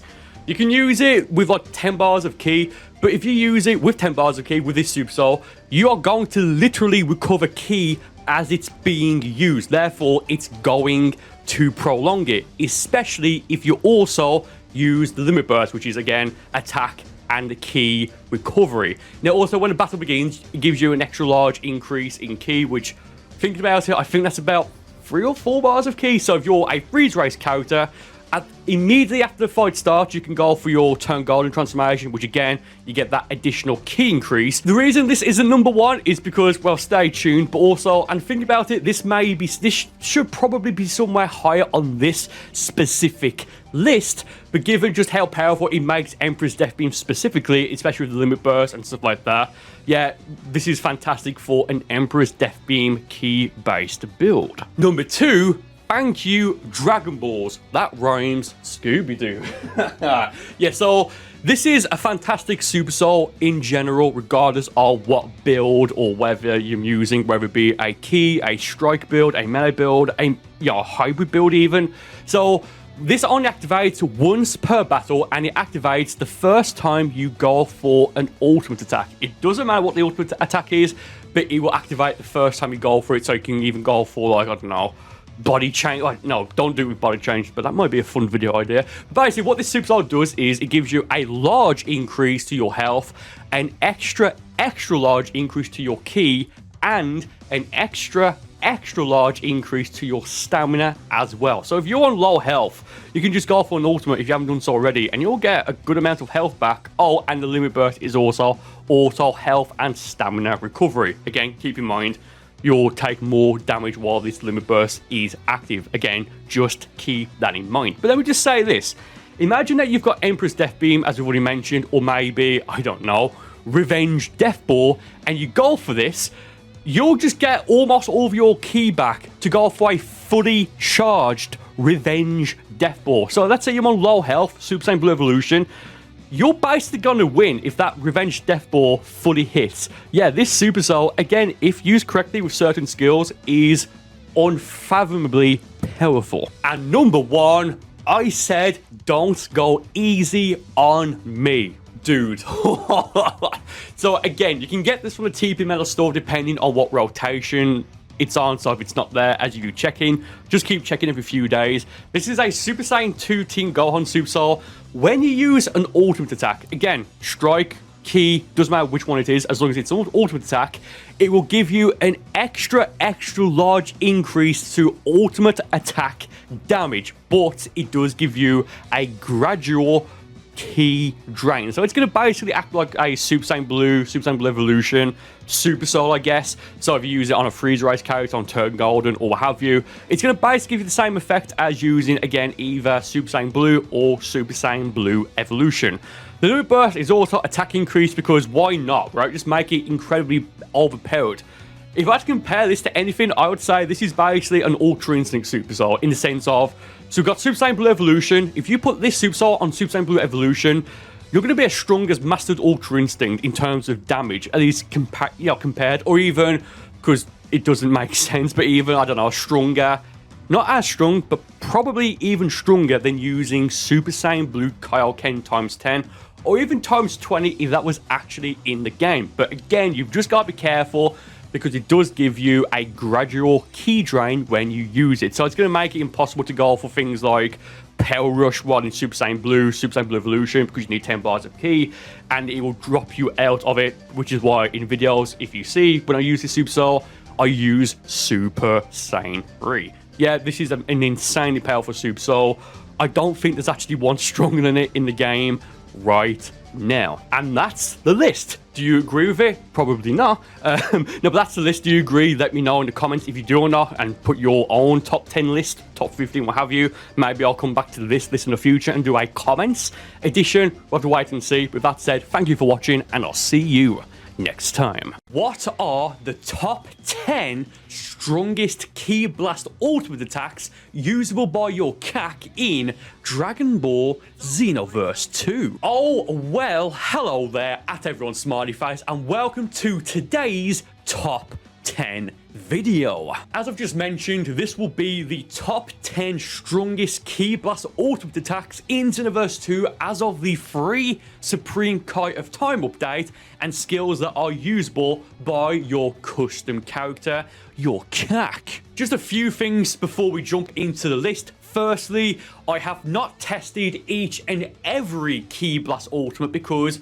skills such as the full power energy volley, it's a great skill, it'll do the job, but it certainly is not in the top 10. So there's a very slim chance that I have missed one here. I doubt it because I've tested almost all of them, but skills, as I've just mentioned, it's fairly obvious that they are not going to be in the top 10. Secondly, I'll be using, for the most part, full power Super Saiyan Broly from Dragon Ball Super Broly as the training dummy in practice mode to show off the damage that it can, that these skills can do. And third and finally, I will be using a level 99 male Saiyan avatar throughout this entire list at level 99. Here's the stats, here's the equipment, here's the Super Soul with the limit burst. I will be using the same limit burst with the exception of one skill later on. Fighting Polish G just gives you an increase in Ki Blast skills. I thought we might as well just go for that right here. And yeah, with that said, this is the top 10 strongest Ki Blast ultimate attacks in Dragon Ball Xenoverse 2. Number 10, Soul Punisher at 28,116 damage. Starting off this list fairly strong with Super Gogeta's strongest skill, the Soul Punisher, also known as the full combo version, the Stardust Breaker. This takes 5 bars of Ki to use, and it's got a pretty fast startup time. If you're running this, you're not going to do too bad with it, let's just say that. You can get Soul Punisher by progressing through the Xenoverse 2 story mode, and I believe after you defeat Beerus, it will then become available to purchase through the skill shop. So that's a very nice and easy skill to get right there. And also the Super Soul I'm using, you can get this from the TP Metal store, but it is one of those Super Souls which comes back in waves, so it may not be available for a few days or a few weeks, then it'll be available for a few days or a few weeks, then it'll go and it'll come back every once in a while. Number 9, Lightning Impact at 29,276 damage. Available from Parallel Quest 142, DLC 10 Ultra Pack 2. As of right now, this is technically, in terms of parallel quests, one of the 2 final ultimates you can unlock through parallel quests, the other one being Excellent Full Course. This only takes 3 bars of Ki to use, and you can actually make it stronger by repeatedly pressing the input, and therefore you can almost get, again with the build I'm using, barely just under 30,000 damage. Yeah, apart from that, there's not really much to say. Maybe a bit of a startup time. If you just go for a heavy stamina break, you'll probably be fine.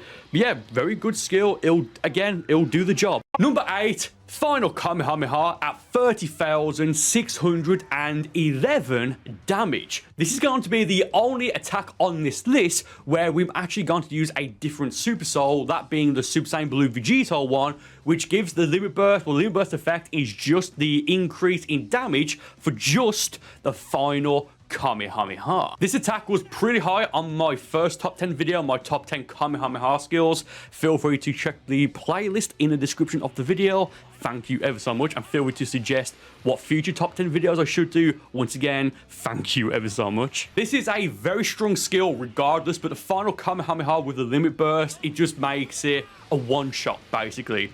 Again, apart from that, there's not really much to say. It's the fusion attack between Super Kamehameha and the Final Flash from Goku and Vegeta. But as you'll see in a moment, this isn't going to be the strongest final naming attack on the list, and it's not going to be the strongest Kamehameha attack on this list. So that said, let's move on. Oh, and you can get this from the TP Mail store when it becomes available random times, and probably from a parallel quest, I forget. Oh. Number 7, the times 100 Big Bang Kamehameha locked off at 32,919 damage. I'm fairly certain this little part right here, I'm fairly certain this is a glitch, but with the same build I've been using for every skill so far, with the exception of the final Kamehameha, so the same Super Saiyan Limit Burst, locked off against full power Super Saiyan Broly from Dragon Ball Super Broly in training mode with health, stamina, and ki set to unlimited, but more so specifically with health set to unlimited. This does exactly 30,000 damage, but it also one-shots full power Super Saiyan Broly with his health set to unlimited. Again, this has to be a glitch. This has to be a glitch. I'm fairly certain it is. So just for this one here, I will switch out Broly for Ribrianne, and it does do locked off, limit burst, etc. 32,919 damage. This is, as of right now, for this build, or actually no, not even for this build. This is, as of right now, in Xenoverse 2, the strongest, or the potential to be the strongest, Kamehameha Ultimate in Dragon Ball Xenoverse 2 as of right now. There's not really much to say here. It does do much less. I think it does about 28,000 damage, about just over 28,000 damage if you use it locked on. But if you lock off and rotate it, it does significantly more, and this is easily a one-shot ultimate. Apart from that, there's not really much to say. Let's move on. Number 6, final shine attack at 36,924 damage. Surprisingly enough, this is stronger with the same build. This is stronger than the times 100 Big Bang Kamehameha, which is the fusion between Super Saiyan 4 Vegeta, which final shine attack is his signature skill, and Super Saiyan 4 Goku. Although with that said, and going forward from this point on in the list, these skills either take ki and or no, not and or. Going forward, this takes the skills on this list take either ki or stamina to prolong. So naturally, in terms of the mechanics of Xenoverse 2, they're going to be stronger anyway, just because of what the mechanics of the next skills are coming up. That's why I've also run meditation so far on each and every skill on this list, just so it's fair across the board. But yeah, you can potentially prolong this with a lot of ki, and this is going to one-shot your opponent rather easily. Good stuff right there. Apart from that, honestly, not much more to say. Number 5, Angry Explosion. 37,463 damage. This was a bit of a surprise for me, given that so far most of the skills have been from characters that have Super Saiyan Blue or Super Saiyan 4 and stuff like that. So given this is a skill from Majin Buu, I thought this was actually rather surprising. I mean, fair play, but yeah, apart from that, there's not actually that much more I can say. It's a super explosive wave style ability, ultimate, and he does a lot of damage. But before we continue, would you guys like me to give a very brief explanation of how to unlock the skills, like as I've been doing so far for the first few skills in this list and for the top 10 Kamehameha skills? Just say yes, tutorial, no tutorial in the chat. Thank you ever so much. Moving on. Number 4, Revenge. Death Ball at 38,056 damage. This is one of my personal favorite skills in the game, and this is one of my go-to skills for Ponent Crumbosh on both my spam build as well as my normal Ki Blast Super Saiyan Blue Evolution Saiyan build. This is a great skill. It's a DLC attack. It does take for it to be the most efficient as possible, and this is again another reason why I'm running meditation. You do need to have 10 bars of ki just to get the maximum output from this skill. It does take a little bit of time to charge, but if you have max ki in Super Saiyan Blue Evolution, it will charge if you just prolong the input.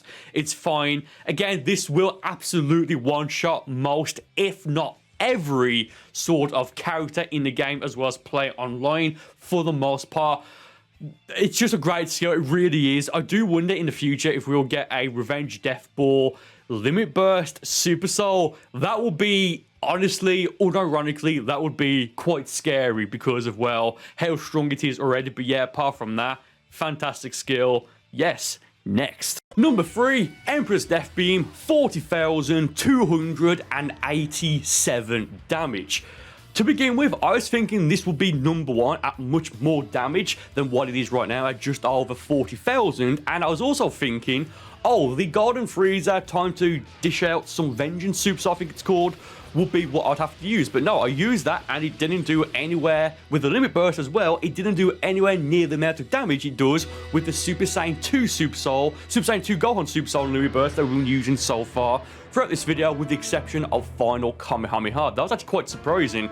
So yeah, this is a skill I use pretty much to spam in PvE, parallel quests, expert missions, raids, stuff like that. And I think from this point on, especially on my Freezer race CAC, my Golden Freezer race CAC, I'll just replace the Golden Freezer Super Soul with the Super Saiyan 2 Gohan Super Soul. Very nice right there. A great skill. Number 2, Neo Tri-Beam at 42,747 damage. So I knew Neo Tri-Beam does a lot of damage with the right setup and the right build and stuff like that, but I actually wasn't expecting this to do this much damage. Just over 44,000. Very nice. And also number 1 coming up in a moment. I wasn't expecting number 1 to be number 1, and we'll get into that in a little bit. But yeah, I guess you can say a bit of a downside to this attack is that it requires stamina to prolong, but at the same time, this is just a list of the top 10 strongest in terms of the damage that they can do, not the top 10 most efficient or anything like that. I mean, I think since number 6, since final Shine Attack to this one so far, to, you know, Neo Tri-Beam, each skill now either takes Ki or Stamina to prolong, so maybe a little bit unfair, but again, this is just a list of, again, the most damaging Ki Blast Ultimates in Xenoverse 2 as of right now. Good stuff there.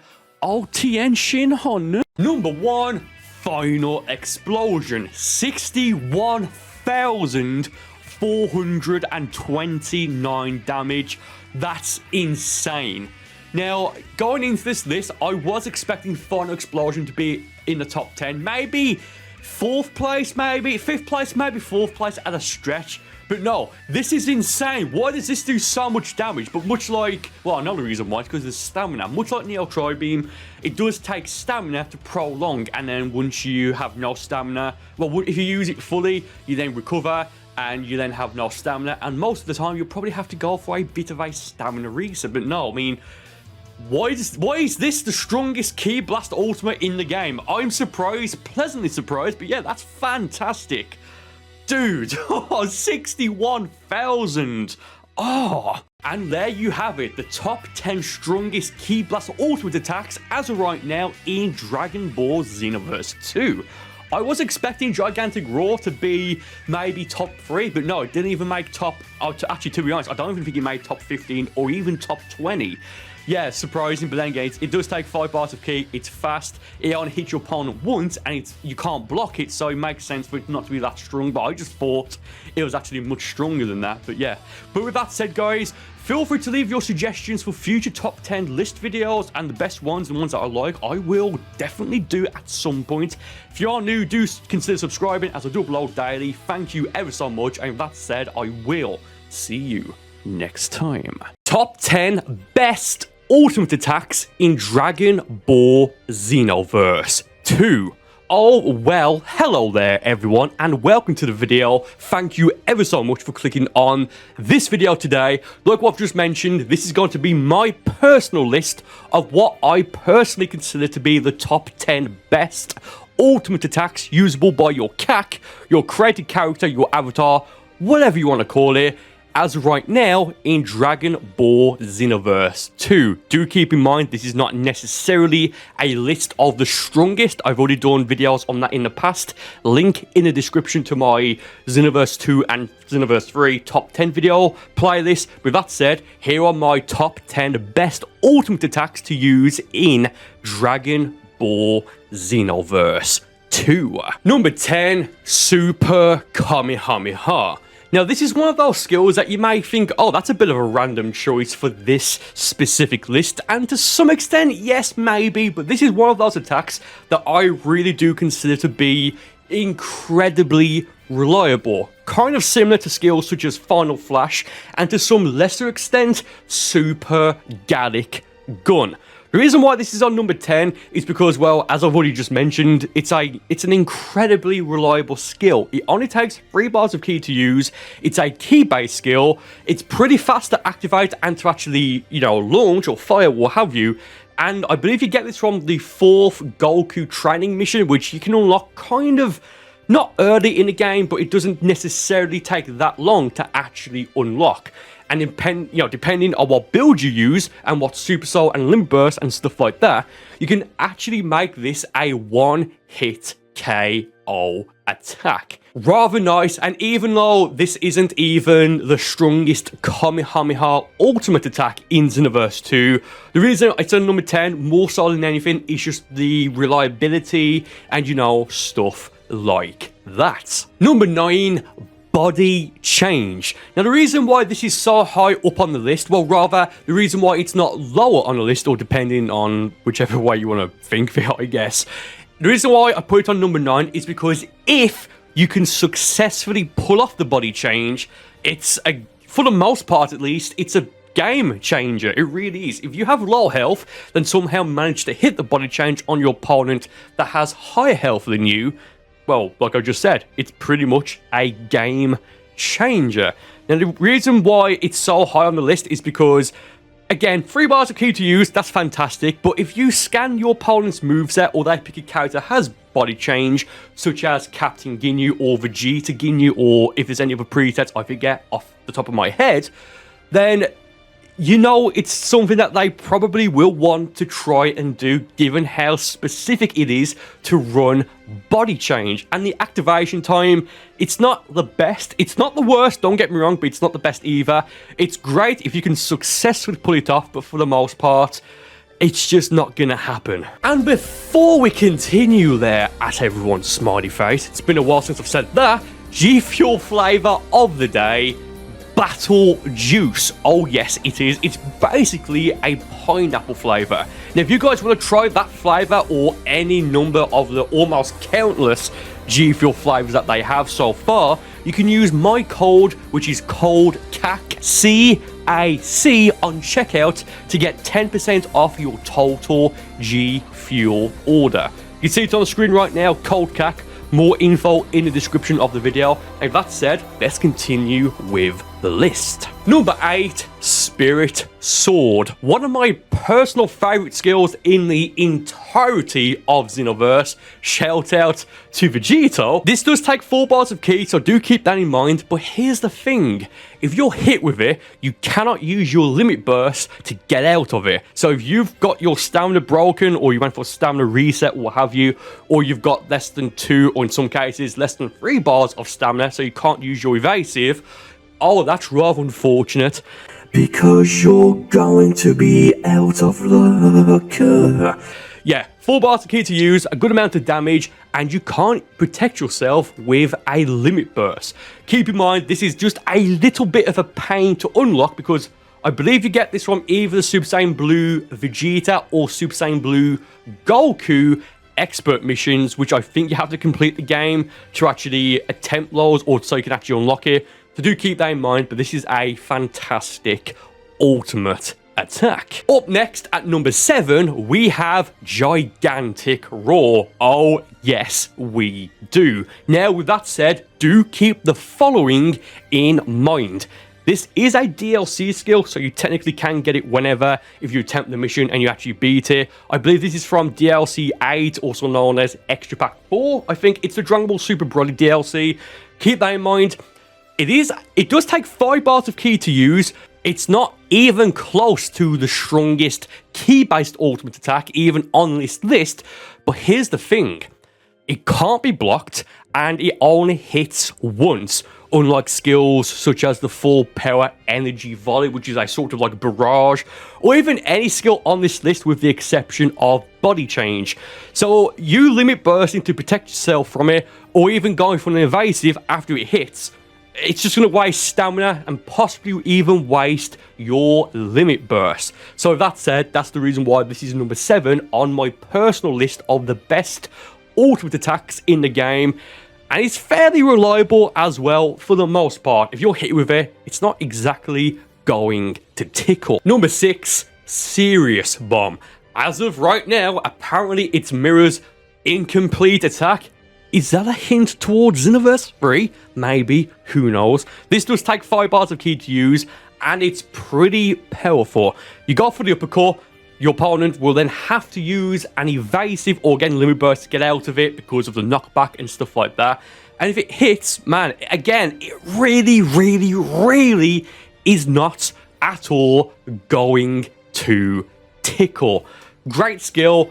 Pretty reliable for the most part, at least, but again, if your opponent does have enough stamina, they can just use their evasive to get out of it after the uppercut. But if it does hit them, it's going to do a fantastic amount of damage. Number 5, Destructive Fission, also known as the Hakai. Need I say more? No, but let's talk about it for a little bit anyway. This does take 4 bars of ki to use, but here's the thing. Once you use it, it will for, I don't know how long it is, like 15, maybe even 20 seconds, maybe more, I really don't know. It will follow whoever you are locked on to, and you can change it, I believe at least change it depending on who you want to lock on and off of and stuff like that, and it will continuously, for a good amount of time compared to other skills, it's going to chase your opponent, although it is fairly slow, not fairly slow, it is very slow in terms of chasing them and following them, but regardless, it will follow them. So if your opponent doesn't know what's happening or is zoned out or just isn't focusing or just anything like that, it will hit them and do a rather respectable amount of damage. You can make this essentially a one-hit KO attack, depending on the build, Super Soul, Limit Burst, equipment, and stuff like that. Do keep in mind though, if you get your stamina broken, the Hakai will disintegrate. You need stamina to actually use it and for it to continue, well, and for it to follow your opponent. Number 4, Justice Combination. I think we can all agree that this should not take 3 bars of ki to use. This should take at least 4, but probably 5 bars of ki. Granted, it's not the strongest strike-based skill in the game, not even close, but man, just how it's almost instant when you activate it. You have to use an evasive to even have a chance of protecting yourself, and depending on what evasive you have, you may even have to use it twice, possibly even 3 times and stuff like that. Like, this is just very fast to use. Again, pretty much for the most part it's instant with the kick, uppercut, or whatever it's called, and if you're blocking, it's going to slice through your stamina like it's a warm knife going through butter. And that is actually a good strategy to use for this specific skill if your opponent is on low stamina and they block. Justice Combination, and then if they have a limit burst, they more than likely will use a limit burst to even, like, again, stand some sort of sliver of a chance at protecting themselves. Pretty overpowered, even low. Well, not even low. It's overpowered because it only takes 3 bars of ki to use, and it's pretty reliable. Number 3, the times 100 Big Bang Kamehameha. Oh, ho, ho, ho. Dude, 5 bars of ki to use, a ki-based skill. I believe this is technically, as of right now at least, the strongest Kamehameha attack in Xenoverse 2. I think it is. It's either between that and the final Kamehameha when you take away limit bursts and super souls and stuff like that.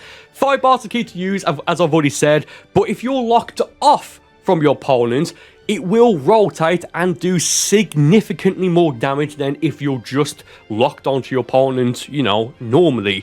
So it can also be used to attack several opponents at once, again, if used locked off. I think you get this, if memory serves, from Parallel Quest 100, which again, I believe is the last parallel quest in Xenoverse 2 before the DLC, not the new PQs, which is the DLC. I want to say you can also get this from the TP Metal store. I'm not entirely sure, but man, this is a great skill. One of the best as right now in Dragon Ball Xenoverse 2. Number 2, Power Rush. This would easily be number 1 if it wasn't for 2 reasons, but really just one, and that main reason is this. It takes 10 bars of ki to use. As of right now, in Xenoverse, that's the max amount of ki you can have on your CAC, created character avatar. Oh, yes. But I had to point out number 2 because if you can fully land this, it's going to just destroy your opponent. It's going to do a great amount of damage, even if you're a key-based character. Yeah, really. And if you're a strike-based character, it's going to pretty much defeat them easily or put them on so little health that if items are on, they'll have to use an item or they just won't realistically be able to make a meaningful comeback in that specific battle. This is the go-to one-hit KO attack. And number 1, Final Explosion. If you use the strongest possible build for every single ultimate attack usable by your CACs in Xenoverse 2 right now, with a limit burst and stuff like that, Final Explosion, without a doubt, is the strongest attack. It will one-shot your opponent, but then you'll keep going and going and going and going and going. I think you can get like at least 70,000 damage if you use this in Super Saiyan Blue Evolution. This build is, I don't even know how to describe it, how powerful it is. Yes, a drawback is that for this to do the most damage possible, you do need max stamina. The more stamina, the longer you can prolong it, therefore the better it is and the stronger it is. That is a bit of a downside, but given how much damage this can do if you do it properly, I think that downside is just completely negated by how strong this can potentially be. This is a fantastic attack if used properly. And that is my list. Do you agree or disagree with me? Do let me know in the comments. And with that said, I will see you next time. Top 10 strongest strike-based super attacks as of Legendary Pack 2 for Dragon Ball Xenoverse 2. Hello everyone and welcome to the video. Before we get into this list, a few, I guess, ground rules for how I did this. I did this as a level 99 Mao Saiyan CAC with no Super Soul, no QQ Bang, no Limit Burst, no Awaken skill or anything like that. So if you decide to do this yourself, you may get slightly different numbers, but the list will stay the same. In fairness, I should have maybe have done this using my neutral QQ Bang rather than not having one at all, but that's whatever. So with that said, let's now get into the list, and do subscribe and leave a comment if you haven't done so already. Okay, starting off the list. Starting off the list, we actually have a 6-way tie between Super Dragon Fist, Power Pole, Evil, Rise, Strike, Angry Hit, Final Blow, and Shadow Crusher, all at 3,723 damage. Wasn't expecting this, to be honest. I really wasn't expecting there to be at least, well, 6 super attacks that all do the same amount of damage. Do keep in mind, though, that for skills such as the Power Pole, you do need to fully charge that skill. So if you just use it without it being charged, it will do significantly less damage and just stuff like that. Same thing for if you only hit 1 or 2 of the 3 total hits from Super Dragon Fist. Now for Angry Hit and Final Blow, it makes sense to me. Shadow Crusher, that's going to be very situational if you use it when your opponent hits you with a key skill, so a Key Blast or Burning Attack or what have you. But yeah, I mean, there's not really much to say apart from that. It's just interesting that there's a lot of skills that all do the exact same amount of damage to the point. Rather interesting, and let's move on with number 9. Number 9, Destructive Fracture, 3,746 damage. Great skill right here. Again, it's the 9th strongest on this list. So that said, it does take 1 bar of ki to use. It is, well, I said it's a great skill. It is. If you can land it, it's very disrespectful and it's fantastic. It's one of those skills, though, that you're going to probably want to break your opponent's stamina first to use it because of how slow the initial, I guess, like, punch is. I mean, just look at it. It's fantastic. It's a very, very, very fun skill to use. I believe it's also fairly easy to unlock from the parallel quest. Like, I don't think, and I could be wrong here because it's been a while, I don't think I had too much trouble actually unlocking this skill specifically. But yeah, if you've got this skill, honestly, just at least use it. Or if you've got Topo, just use him.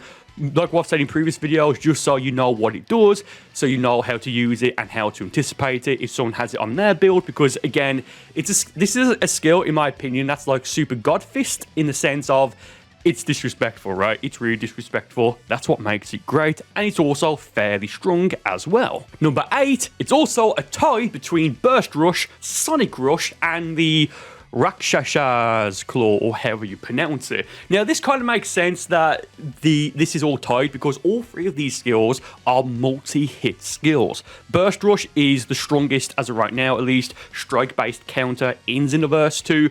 But I just feel like there's better counters, even though they don't do as much damage. For example, Pressure Sign is instant in terms of activation. Rough Ranger can be used for 2 different situations. Burst Rush, much like with the last entry on this list, it's disrespectful. It's a cool looking attack. If you can land it, it's fun. It's really great. Sonic Rush, again, that's just like a bit of a combo attack. There's not really much to say about that, apart from, again, it looks really cool. And the Arc Claw, in my opinion, even though all of these do the same damage if used fully and properly, I think it's the best skill because they can be used from a distance, and if your opponent is hit with it and they are not blocking it, they're either going to have to endure it or use a panic evasive. Fantastic skill right there. One of my go-tos for the most part.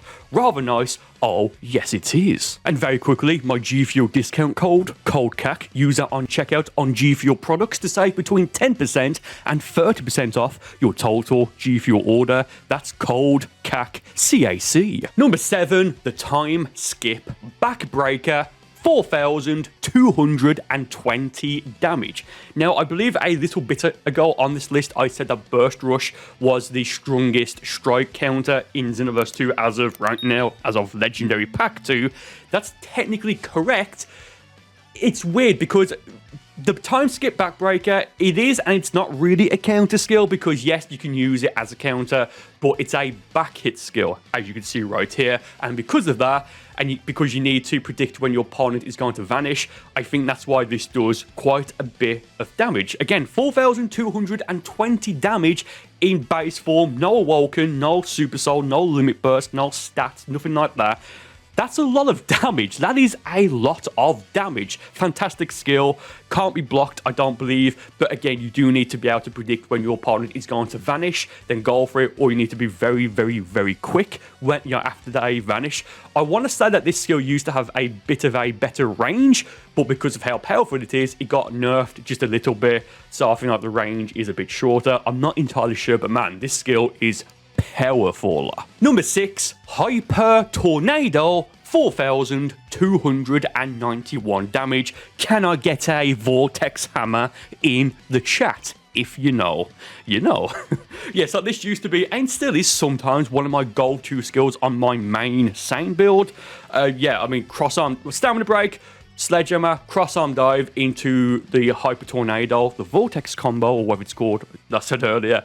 It's going to do a lot of damage. It only takes 1 bar of ki to use, and I think, actually, I don't know. It might just be that I got very unlucky. When this came out as part of Legendary Pack 1, I think like the first parallel quest, so it would have been the first parallel quest, new one we had for a long time, I could not, for any luck, I just couldn't get this to drop. It would not drop from the parallel quest. I spent hours on this, and it actually delayed the video that I was going to do, like, by almost the entire day, or by 12 hours. But dude, if you've got this skill, use it. Just, again, yeah, it is 1 bar of ki. Look, I'm saying that out loud, and it doesn't sound correct because of how strong it is. I don't know. But yeah, if you can land it, just use it and hold it down, because that way it will prolong and you'll spin around your opponent, and they won't like it, and you'll do a lot of damage. Number 5 is also another tie between Death Crasher and Divine Retribution at 4,468 damage. Now, for this, Death Crasher, it does take a long time to fully charge, in comparison to other skills, so that may be why it does this much damage. And with Divine Retribution, it's a bit cheeky because, well, a bit cheeky on this list because you can use this technically 3 different ways. The first way is just by shooting the Ki Blast, which doesn't do all that damage, and you can also use it as a sort of downward slice, which doesn't do that much damage. It does the 4,468 if you do both of them, which it actually says in the description. So use it to shoot the Ki Blast, then immediately use it again and double tap the input to then go for the slicer, and then that will do all the damage. So if you want to use, well, if you want to do it separately, then technically Divine Retribution wouldn't be on this list, but using it as I think it's intended to be used will tie it with Death Crasher being fully charged at, once again, 4,468 damage. Number 4, Holy Inscription at 4,964 damage. This is a fantastic skill with just technically one downside, which I'll get into in a moment. It's kind of a downside. Yeah, so this only takes 1 bar of Ki to use, and it's a very safe and fast and reliable strike-based super attack. I believe there's a total of 4 inputs here, and you do have to use all those inputs to do the damage. The only downside, and it's debatable if you want to consider this a downside, is, at least as of right now, and I hope it would change at some point in the future, even though I already have it and wouldn't benefit from this, the way you unlock it is awful. It's part of the Supreme Kai of Time Canton City event, so it is offline, you know, it's not like PvP or anything like that. The issue being is that this is a timed event, and we just don't know when this event comes back until normally a day, maybe a day and a half or 2 days before it's actually back, and it's only normally on for like 2 or 3 days. And the drop rate, if I remember at least, for all the Supreme Kai of Time skills is just really bad. That may have changed by now because it was a long time ago since I got it. But yeah, that's the only sort of downside. But if you have this skill, definitely something to take into consideration, and I might actually replace a skill on Kingsman Jones with this because it's that good. Number 3, the Kaioken Assault, 6,452 damage. Although this will technically do a lot of damage that I've just mentioned, and it can be made significantly stronger, this is probably the only skill on this list I would probably advise against not using. Let me explain. Yes, it will do a lot of damage, but to actually prolong it so it does this damage, you do need to use Ki, and it does drain a little bit of your health. And the full attack does take a long time to activate, so your opponent might be able to get their stamina back. They might be able, they will be able to limit burst, or if they do have enough stamina, I believe you can vanish out of this. And if you are going to break your opponent's stamina first, then use this skill, you probably are in a situation where you can use an ultimate instead, which would do either the same, if not slightly more damage. Fun skill, it's a cool skill because, well, it's Kaioken. What do you expect? But man, it needs to get a damage increase for it to be worth it, in my opinion. Number 2, Dynamite Kick. It's not funny, 6,573 damage. Now, this is a gimmick skill in every sense of the word. It's fun, and it does a lot of damage. If you can actually land this, you're going to be in a good place regardless of if you are losing or what have you. Heavy stamina break. It does take 1 bar of Ki to use, I believe, but it does take a long time to charge up. If you can land it, you're going to do a lot of damage. I believe with, like, I've got the footage here, I just can't remember off the top of my head. If you have the proper build, like Super Saiyan Blue Evolution, for example, and a certain Super Soul, which has a very specific limit burst effect, which is the Dynamite Kick attack increase, this does like, what, 26 or 27,000 damage for a 1 bar super attack? Are you kidding me? Yeah, an easy one-shot build or attack right there. I'd say it's fantastic. It's a gimmick. Yeah. And number 1, Neo Wolf Fang Fist, 9,226 damage. Oh, it's over 9,000. Wow. Yeah, this was a surprise to me. I knew that this was a strong skill. Now, granted, this is a skill. To get this damage, you do need to prolong it by using Ki. So do take that into consideration, but much like Dynamite Kick, there is a specific Super Soul with a limit burst effect that boosts the damage of this skill, and I believe the normal Wolf Fang Fist super attack by quite a substantial amount. So if you can actually land this, man, you're basically going to win. Again, I knew that this was a strong skill, but I didn't know that, at least as of Legendary Pack 2 for Dragon Ball Xenoverse 2, it's the technically it's the strongest strike-based super attack. Fantastic stuff. Yamcha would be proud, I guess. And that's the list. I do hope you enjoyed this video. Feel free to suggest your own top 10 or even top 20 videos in the comments. Best ones will be used for future videos. And with that said, I will see you next time.